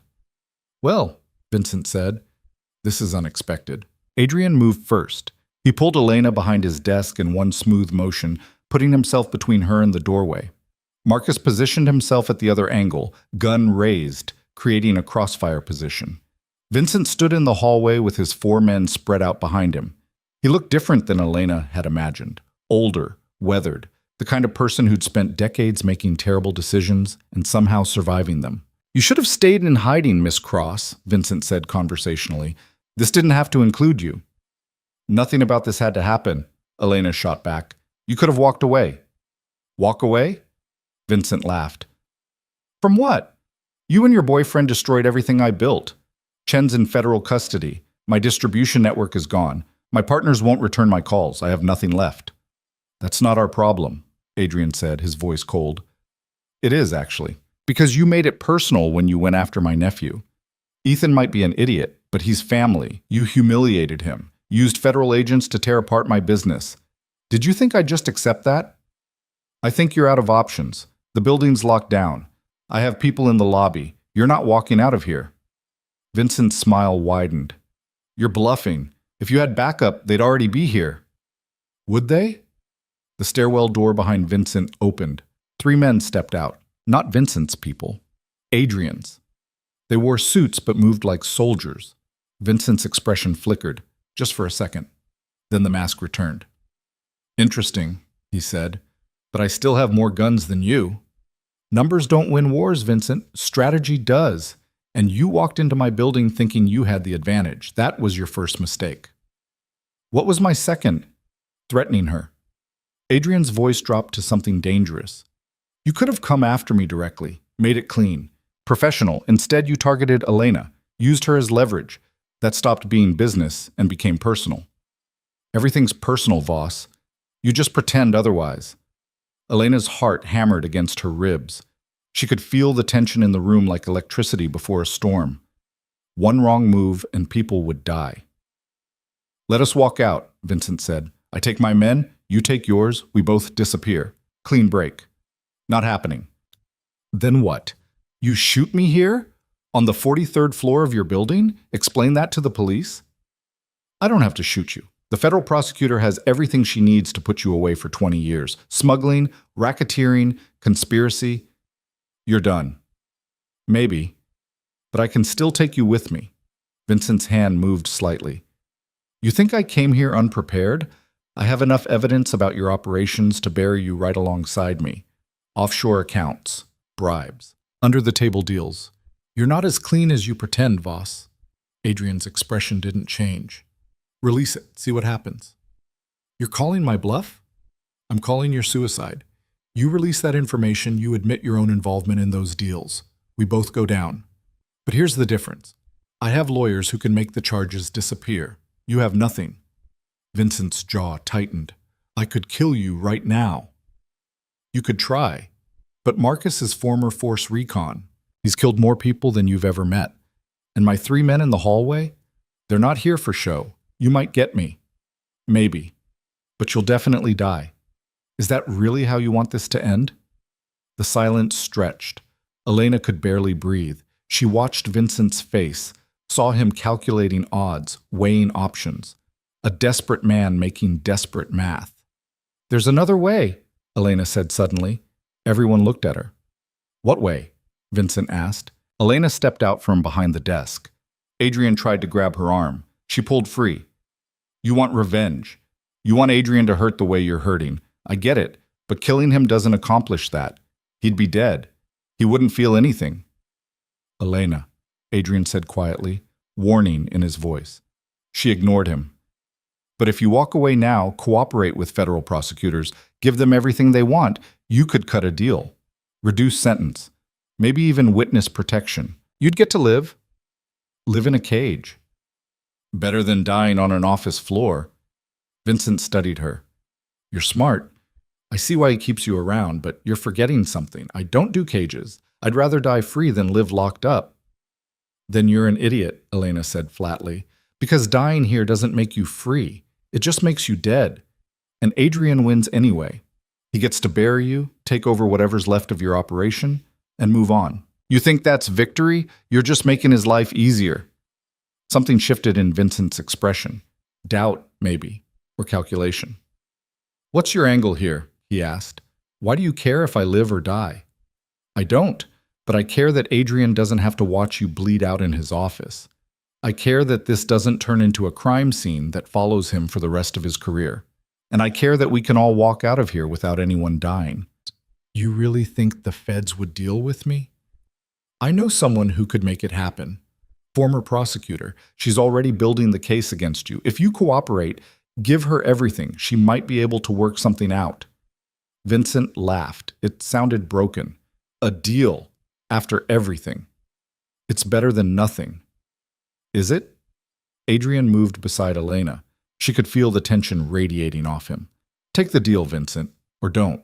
But make a decision. My people are getting impatient." Vincent looked at his 4 men, then at Marcus, then at Adrian's 3 people in the hallway. The math wasn't in his favor. "If I take this deal," Vincent said slowly, "I want guarantees, real ones, not just promises." "Sarah Chen can provide those," Adrian said, "but you hand over your weapon first. Your men do the same. Then we talk." "You expect me to trust you?" "No. I expect you to recognize when you've lost." The standoff stretched for another 10 seconds. Then Vincent set his gun on the floor, kicked it toward Adrian. "Stand down," he told his men. They hesitated. Vincent turned to them. "I said stand down. It's over." Slowly, reluctantly, they lowered their weapons. Marcus moved forward, collected the guns efficiently. Adrian's people did the same with the men in the hallway. Elena's legs felt like water. She grabbed the desk for support.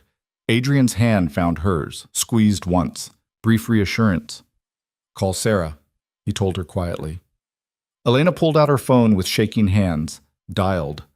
Sarah answered on the second ring, sounding wide awake despite the hour. "Elena, what's wrong?" "Vincent Cole is here. He wants to deal. Can you make that happen?" Brief silence. "Put him on." Elena handed her phone to Vincent. He took it, walked a few steps away. The conversation was quiet, clipped.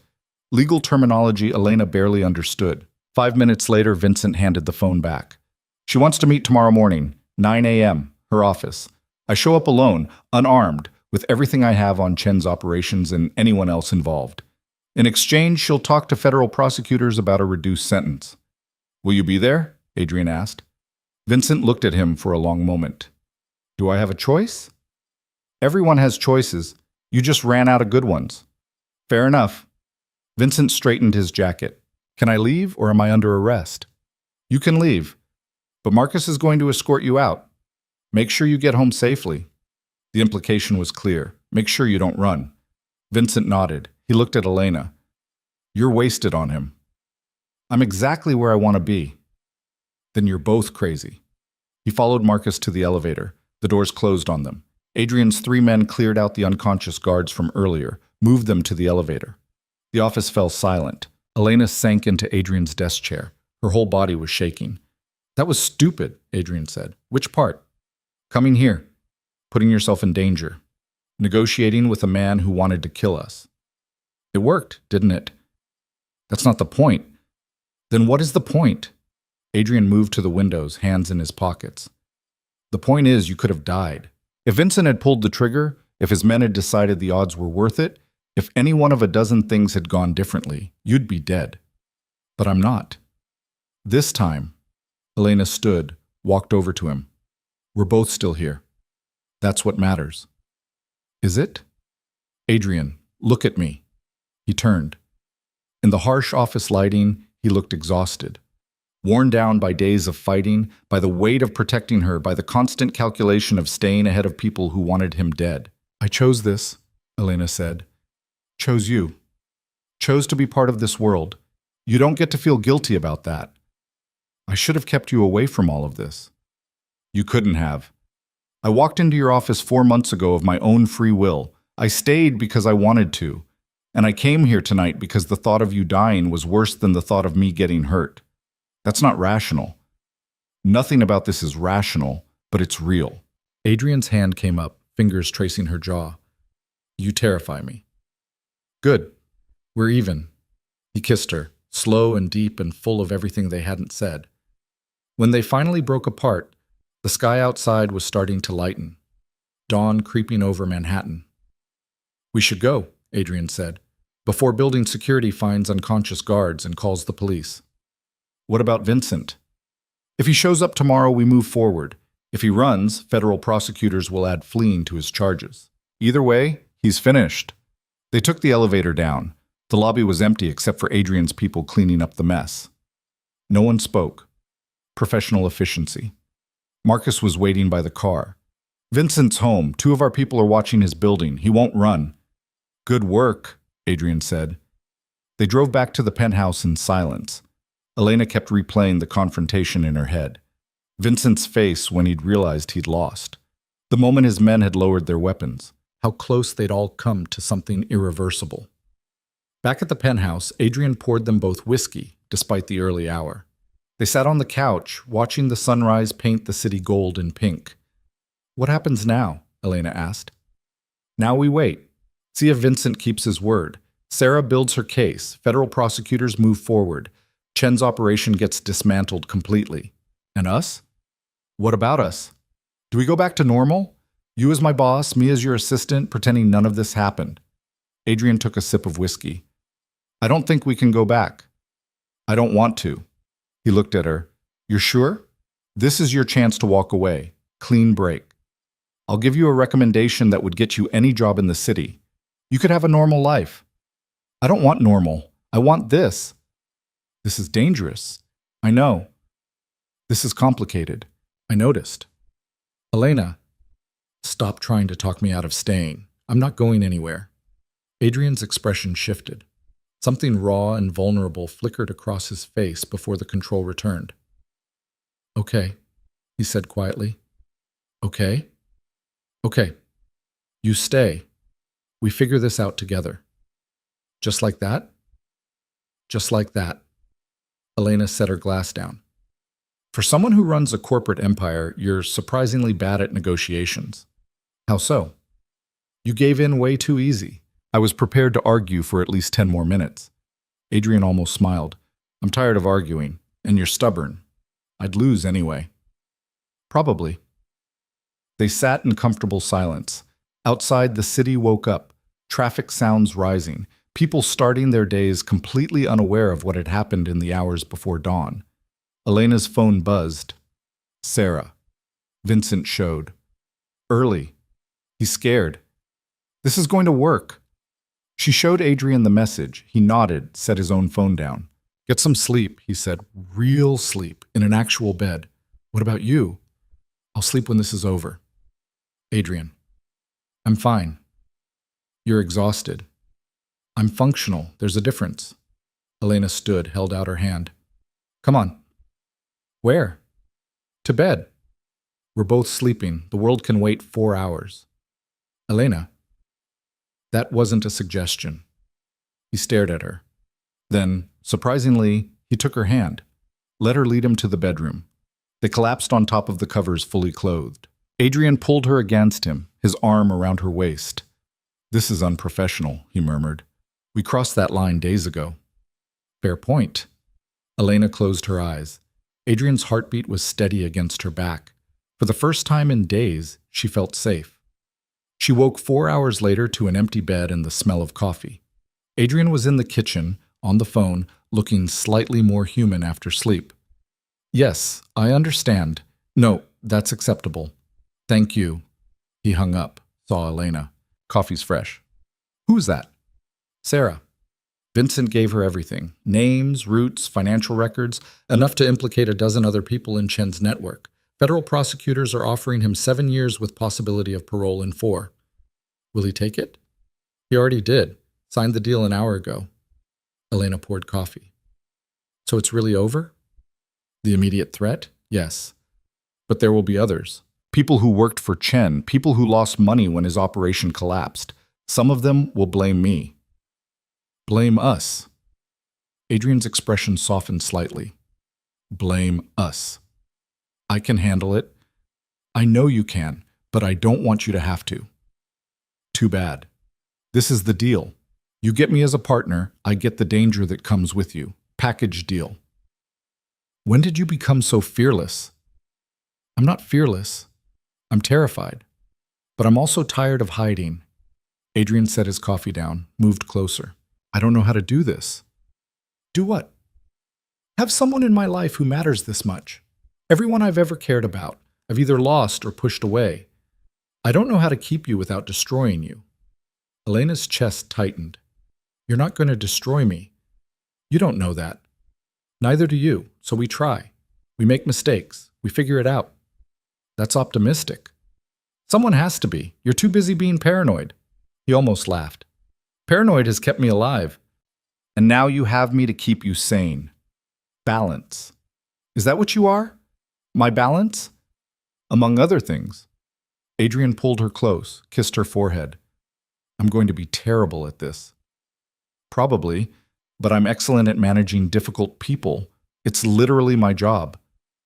Was your job. You're not my assistant anymore. Elena pulled back. What? You can't be my partner and my employee. Conflict of interest, HR nightmare, completely inappropriate. His eyes held hers. So you're getting promoted? To what? Chief Operating Officer, same floor, different office, actual authority instead of just executing my orders, salary increase, full benefits. And before you argue, this isn't nepotism. You've earned it. You've been running half my operations for months anyway. Elena stared at him. You're serious? Completely. Adrian, people will talk. Let them. I don't care about office gossip. The board will approve it because you're qualified. Anyone who suggests otherwise can take it up with me.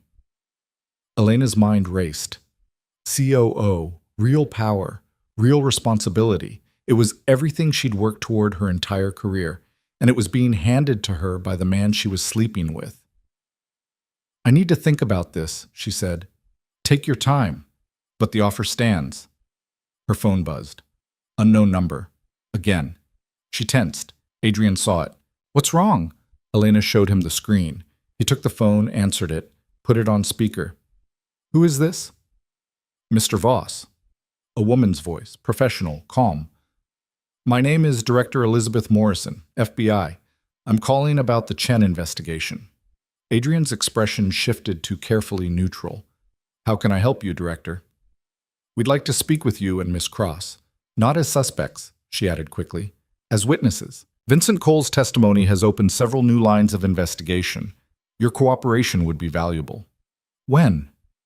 This afternoon, if possible. Our field office. I can send a car. That won't be necessary. We'll come to you. 2 p.m.? Perfect. Thank you, Mr. Voss. She hung up. Elena looked at Adrian. FBI? Expected. Vincent's testimony implicates major players. They'll want to corroborate everything. Should I be worried? No. We didn't do anything illegal. Just tell the truth.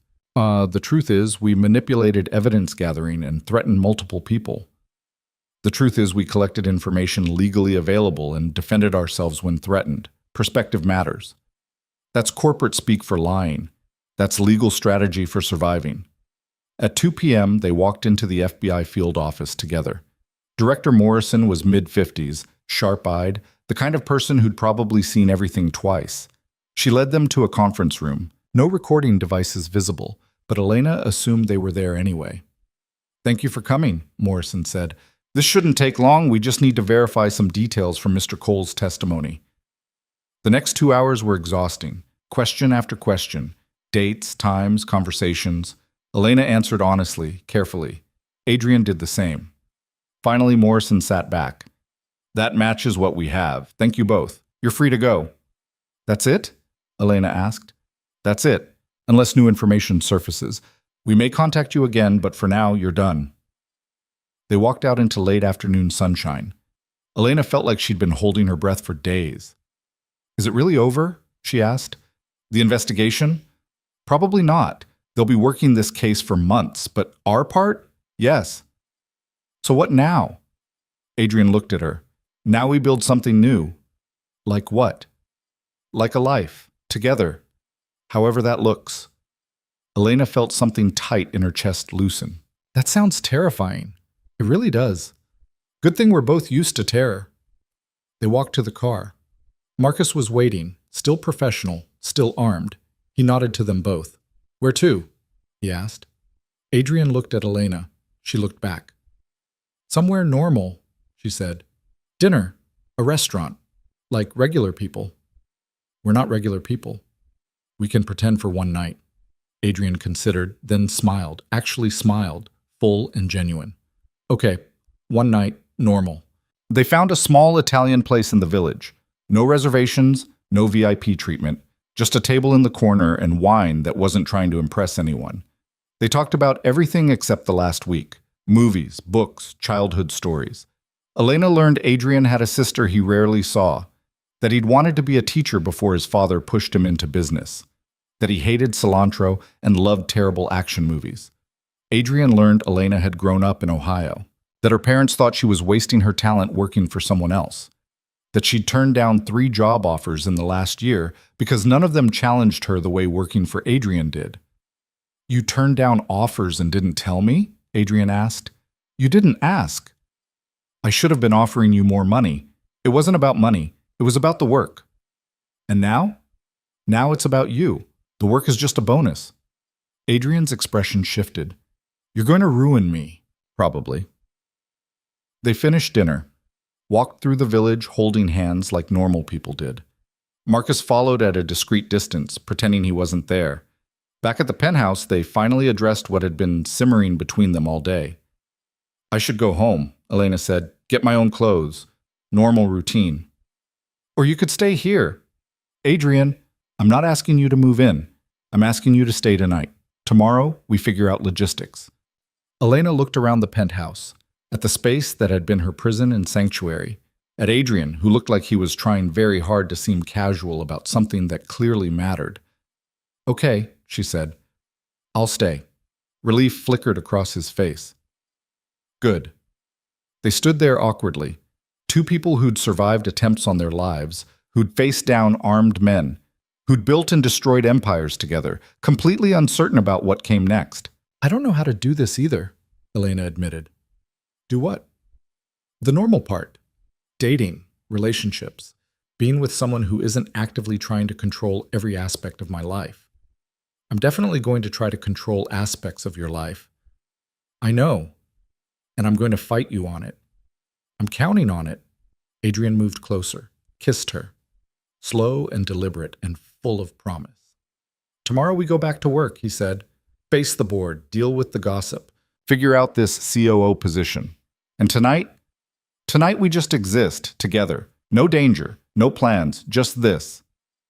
"I can do that." They made it work. Somehow.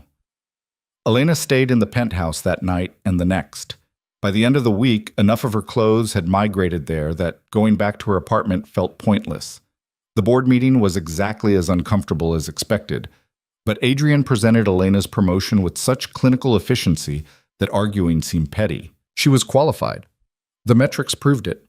Anyone who objected was either jealous or stupid. The office gossip lasted 3 days before something more interesting happened. People adapted. Life moved forward. Vincent Cole testified in federal court.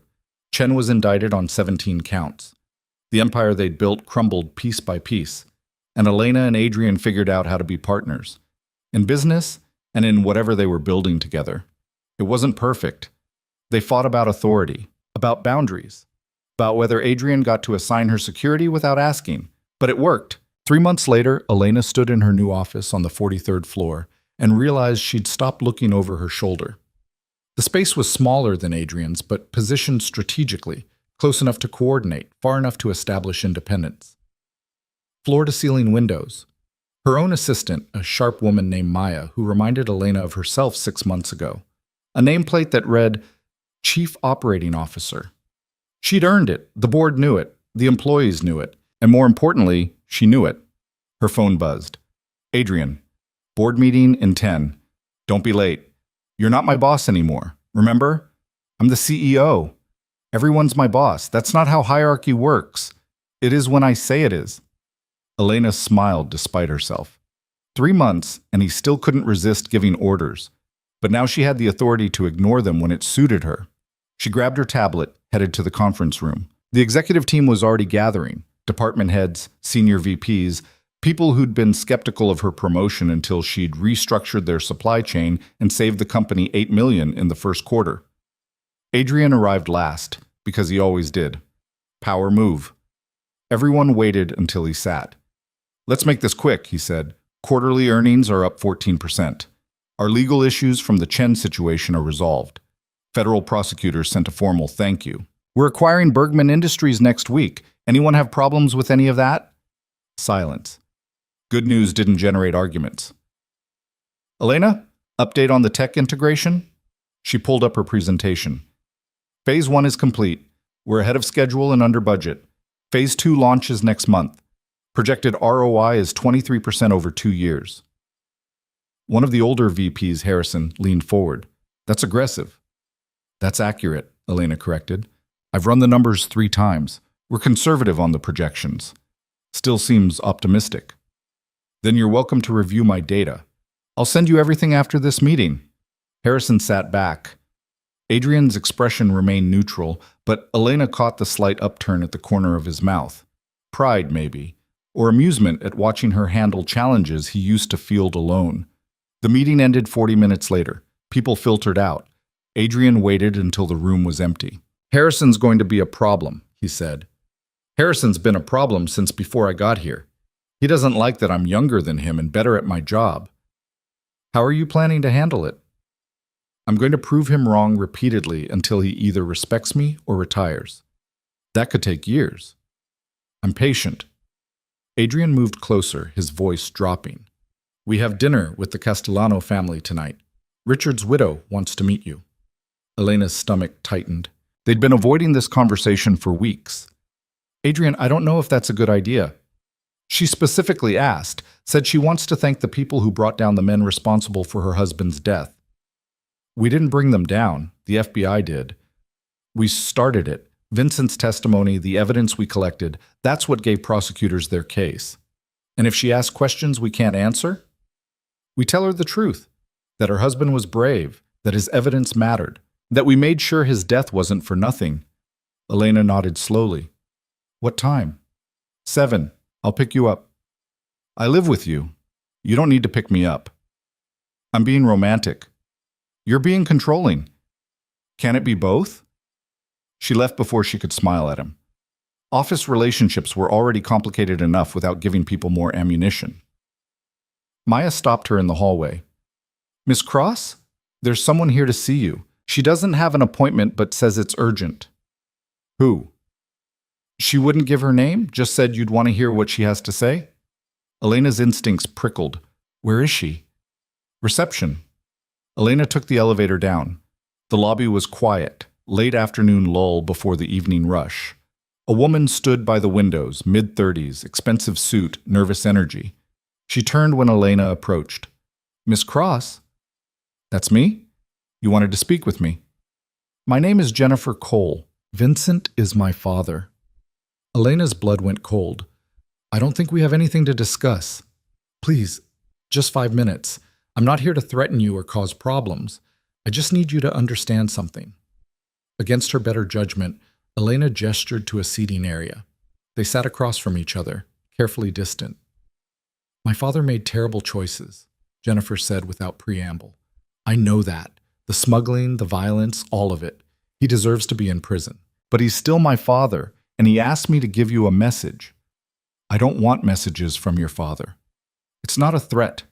It's an apology. That stopped Elena. What? He said to tell you he's sorry for targeting you, for putting you in danger. He said you reminded him of me, smart, stubborn, loyal to the wrong people. He said if he'd met you differently, he would have tried to recruit you instead of threaten you. Elena didn't know what to say to that. Jennifer continued. He also said to tell Adrian Voss that he respects what he built, that in another life they could have been partners instead of enemies. She paused. And he wanted you both to know, the people he worked with, the ones who didn't get caught, they're not going to let this go. You destroyed a network that took decades to build. There will be retaliation. Is that the apology part or the threat part? It's a warning. My father's locked up. He can't hurt anyone anymore. But his former partners? They're still out there. And they blame you. Why are you telling me this? Because despite everything, I don't want to see you hurt. You didn't ask to be pulled into this. You were just doing your job. And now you're a target because of decisions my father made. Jennifer stood. Be careful, Miss Cross. The world my father operated in doesn't forgive or forget. She left before Elena could respond. Elena sat there for a long moment, processing. Then she pulled out her phone, texted Adrian. We need to talk. Now. He appeared 10 minutes later, concern etched on his face. What happened? She told him about Jennifer, about Vincent's message, about the warning. Adrian's expression turned to stone. Vincent's trying to scare you. He's in prison. How is he trying anything? Messages through his daughter, planting seeds of paranoia, making you look over your shoulder again. It's psychological warfare, or it's a legitimate warning. Either way, we handle it. I'll have security increased, background checks on anyone new who approaches us. Marcus stays with you. Adrian, Marcus has been with me for 3 months. At some point, we have to accept that constant security isn't sustainable. It's sustainable as long as you're alive. That's not living, that's hiding. They stared at each other. This argument had become familiar. Adrian's need to protect versus Elena's need for normalcy. Compromise, she said. Marcus stays for another month. But after that, we scale back unless there's a credible threat. Deal? Adrian's jaw worked. 2 months. 6 weeks. Fine. 6 weeks. But if anything happens, you get to say I told you so. I know. He pulled her close, kissed her forehead. I can't lose you. You're not going to. I'm too stubborn to die. That night, they met Richard Castellano's widow at a quiet restaurant in the Upper East Side. Catherine Castellano was in her 60s, elegant in the way old money produced, grief worn like an expensive coat. She stood when they arrived, shook Adrian's hand, then Elena's. Thank you for coming, she said. I know this must be awkward. Not at all, Adrian said, though it was. They sat, ordered wine, made small talk about nothing important while they all avoided the real conversation. Finally, Catherine set down her glass. My husband told me about you, both of you. He said Adrian Voss was the smartest businessman in Manhattan, and Miss Cross was the person who actually made his empire run. Elena blinked. He said that? He did. Richard believed in giving credit where it was due. He also said you were both in terrible danger and refused to walk away from each other despite that. He found it romantic. I found it terrifying. Mrs. Castellano, Adrian started. Catherine, please. And I'm not here to make you uncomfortable. I just wanted to meet the people who made sure my husband's death mattered. Vincent Cole is in prison. Marcus Chen is awaiting trial. The network they built is destroyed. That's because of you. That's because of your husband's evidence, Elena said quietly. We just made sure it reached the right people.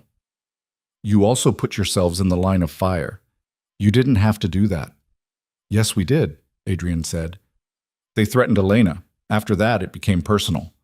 Catherine smiled sadly. Richard would have liked you both. He always respected people who protected their own. She reached into her purse, pulled out an envelope. This is for you. Richard's lawyer gave it to me after he died. Instructions to deliver it to Adrian Voss if anything happened to him. Adrian took the envelope carefully. What is it? I don't know. He didn't tell me, but he said it was insurance, whatever that means. Adrian opened it.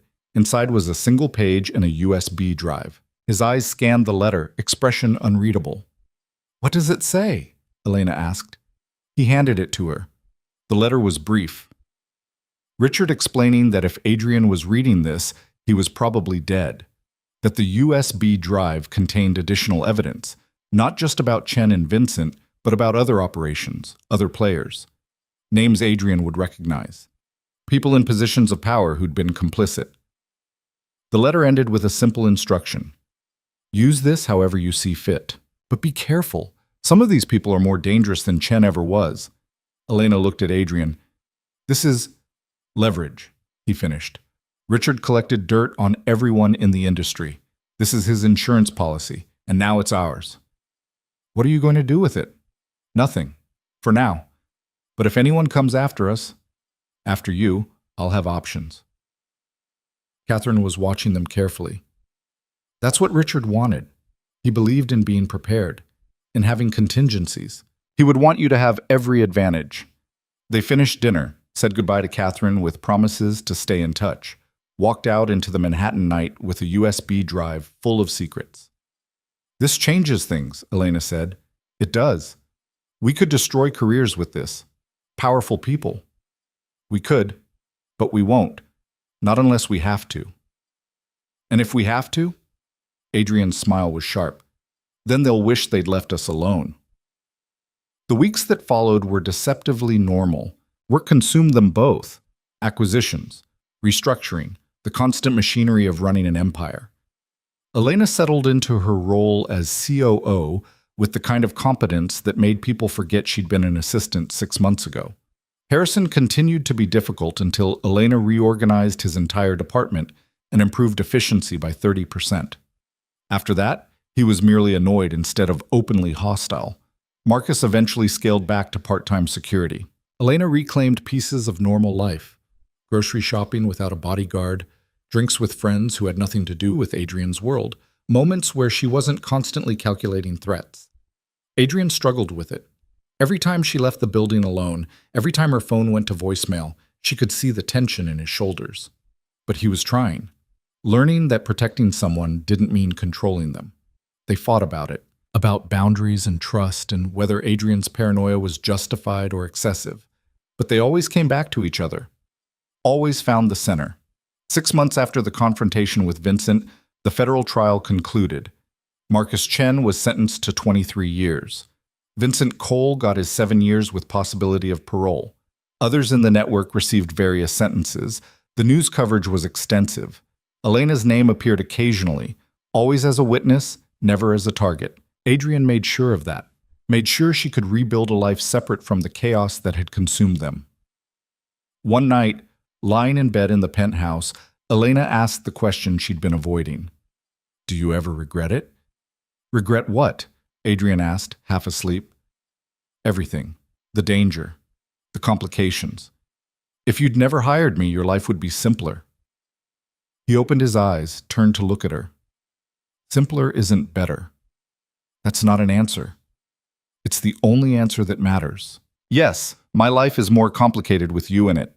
Yes, I worry constantly about your safety. Yes, I have to compromise and negotiate and actually consider someone else's feelings.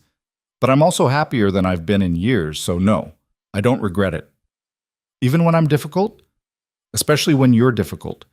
It means you're still here, still fighting, still choosing this. Elena kissed him, soft and slow. I'm always going to choose this. Good, because I'm terrible at letting go. 3 months after that, on an ordinary Tuesday in April, Adrian called Elena into his office.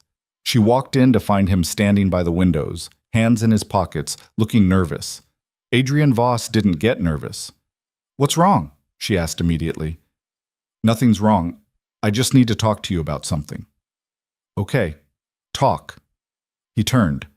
There was something in his expression she couldn't read. Do you remember where we had our first real conversation? Not as boss and assistant, but as equals? Elena thought back. The penthouse, after Ethan's setup, when you told me you'd been having me followed. That's the night everything changed, when I stopped pretending you were just an employee and admitted you were more. Where are you going with this? Adrian moved closer. I'm not good at this, at relationships or feelings or any of the things normal people do naturally. But I'm good at recognizing value, at understanding when something is irreplaceable. Adrian, let me finish. You walked into my life and made it better. Complicated, yes. Dangerous, absolutely. But better. You challenge me. You call me on my worst instincts. You make me want to be the person you seem to think I am instead of the person I actually am. Elena's heart was hammering. What are you saying?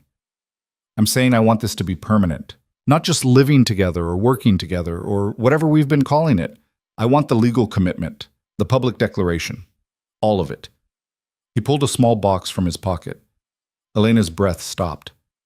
I'm asking you to marry me, Adrian said. To be my partner in every sense of the word. To build something with me that's stronger than any empire. To stay even when I'm impossible. To keep making me better. He opened the box. The ring was beautiful, simple, elegant, expensive without being ostentatious. Exactly what she would have chosen. Yes, Elena said. No hesitation. No doubt. Adrian blinked. Yes? Just like that? Did you expect me to negotiate? Honestly, a little. I can, if you want, make you work for it. Please don't. She laughed. Then, yes, I'll marry you, despite your control issues and your paranoia and your terrible habit of making unilateral decisions. He slid the ring on her finger. Kissed her like he was sealing a deal. Which, in a way, he was. This is going to be interesting, Elena said. Interesting how? Office gossip, HR nightmares. The board having opinions. I don't care about any of that. You will when Harrison files a complaint. Then I'll fire Harrison. You can't fire someone for having an opinion. I can if I'm creative about the justification. Elena shook her head. We're going to have to set ground rules. About work and personal life. About boundaries. I'm terrible with boundaries. I know. We'll work on it. They told the board the next day. Reaction was mixed. Some congratulations, some thinly veiled concern about conflicts of interest. Adrian handled it with his usual efficiency, making it clear this wasn't up for debate. They told the office the day after. Reaction was predictable. Excitement from some, skepticism from others, resignation from Harrison, who'd probably seen it coming months ago. Elena's parents flew in from Ohio, met Adrian, and spent an entire dinner trying to figure out if he was good enough for their daughter. He won them over by being honest about his flaws and obvious about how much he loved her. They planned the wedding for September. Small ceremony, close friends, and family. Nothing extravagant. Neither of them wanted spectacle. The night before the wedding, Elena stood in the penthouse looking out at the Manhattan skyline. The same view she'd stared at months ago when everything was falling apart. When Vincent's people were hunting her and the future felt impossible. Now the future felt inevitable, scary and uncertain, and absolutely right. Adrian found her there, wrapped his arms around her from behind. Second thoughts? He asked. Not even first thoughts. You? I stopped having thoughts the moment you said yes. Just commitment now. That's very unstrategic of you. You make me unstrategic. It's terrifying and perfect. The wedding was everything it needed to be and nothing it didn't. Elena wore a dress that made Adrian forget how to speak. He wore a suit that made her forget why she'd ever thought marrying her former boss was a bad idea. They said vows they'd written themselves. Promised to challenge each other, protect each other, build something neither could create alone. Promised to fight fair and love fiercely, and never stop choosing each other. Catherine Castellano attended, sat in the front row, cried quietly. Sarah Chen came with her wife, congratulated them both, made jokes about how she'd known from their first legal consultation that they were going to end up together. Marcus stood near the back, still professional, still armed, but smiling. Vincent Cole sent a card from prison. It said simply, "Congratulations. You won. Don't waste it." Elena didn't know whether to be touched or disturbed, settled on both. The reception was at a private club overlooking Central Park. They danced, ate cake, made speeches about partnership and building futures, It felt surreal and perfect and exactly right. Late in the evening, Adrian pulled Elena onto the balcony. The city sprawled below them, millions of lights, millions of lives. "You know what's strange?" he said. "What?" "6 months ago, I would have done anything to protect you. Would have destroyed anyone who threatened you. Would have locked you away somewhere safe if I could. That's not strange. That's who you are. But now I realize protection isn't about control. It's about giving you the tools to protect yourself, the authority, the resources, the space to be dangerous in your own right." Elena smiled. "Are you saying you created a monster?" "I'm saying I created an equal, which is far more terrifying." "Good. You needed someone who terrifies you." "I really did." They stood there in comfortable silence, watching their city breathe. "So what now?" Elena asked. "We've defeated the bad guys, built the empire, got married. What's the next challenge?" "Now we live. We build. We face whatever comes next together." "That's vague. That's honest." "I don't know what's coming, but I know we'll handle it.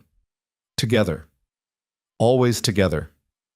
They went back inside to their guests, to their life, to the future they'd fought for and earned and chosen. The story could have ended differently, with bullets instead of vows, with grief instead of joy, with Elena running instead of staying, but she'd stayed, and Adrian had let her in. And together they'd built something that couldn't be destroyed by threats or violence or the darkness that lived in both their worlds. They'd built something that mattered. 6 months later, Elena stood in a different office on a different floor of a different building. Her company, her name on the door.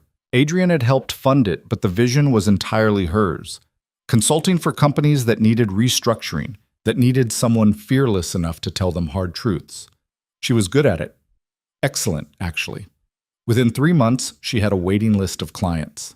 Adrian supported it completely. Even when it meant competing for her time, even when it meant she was building something separate from his empire, because that's what partners did. They built each other up instead of tearing each other down. On a Thursday in March, 1 year after everything had started, Elena got a call from Director Morrison. "Miss Voss," the FBI agent said.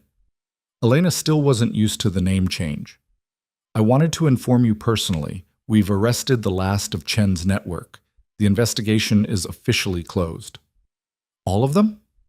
"Everyone we could identify. Some fled the country, but the operation is completely dismantled. You and Mr. Voss are no longer considered at risk." Elena closed her eyes. "Thank you for telling me. Thank you for your cooperation. Without the evidence you provided, this case wouldn't have been possible." After she hung up, Elena sat at her desk for a long moment. Then she called Adrian. "It's over," she said when he answered. "Morrison called. They got everyone. The investigation is closed." Silence. Then, "It's really over?" "Really over. Come home. We should celebrate. I have a client meeting at 4. Cancel it." "I can't just cancel. Elena, it's over. Come home. Let's take one night to acknowledge that we survived." She smiled. "Okay, I'll be there in an hour.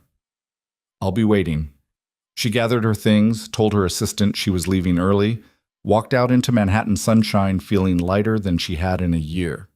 The penthouse was filled with flowers when she arrived, roses, lilies, arrangements everywhere. "What is all this?" she asked. Adrian appeared from the kitchen.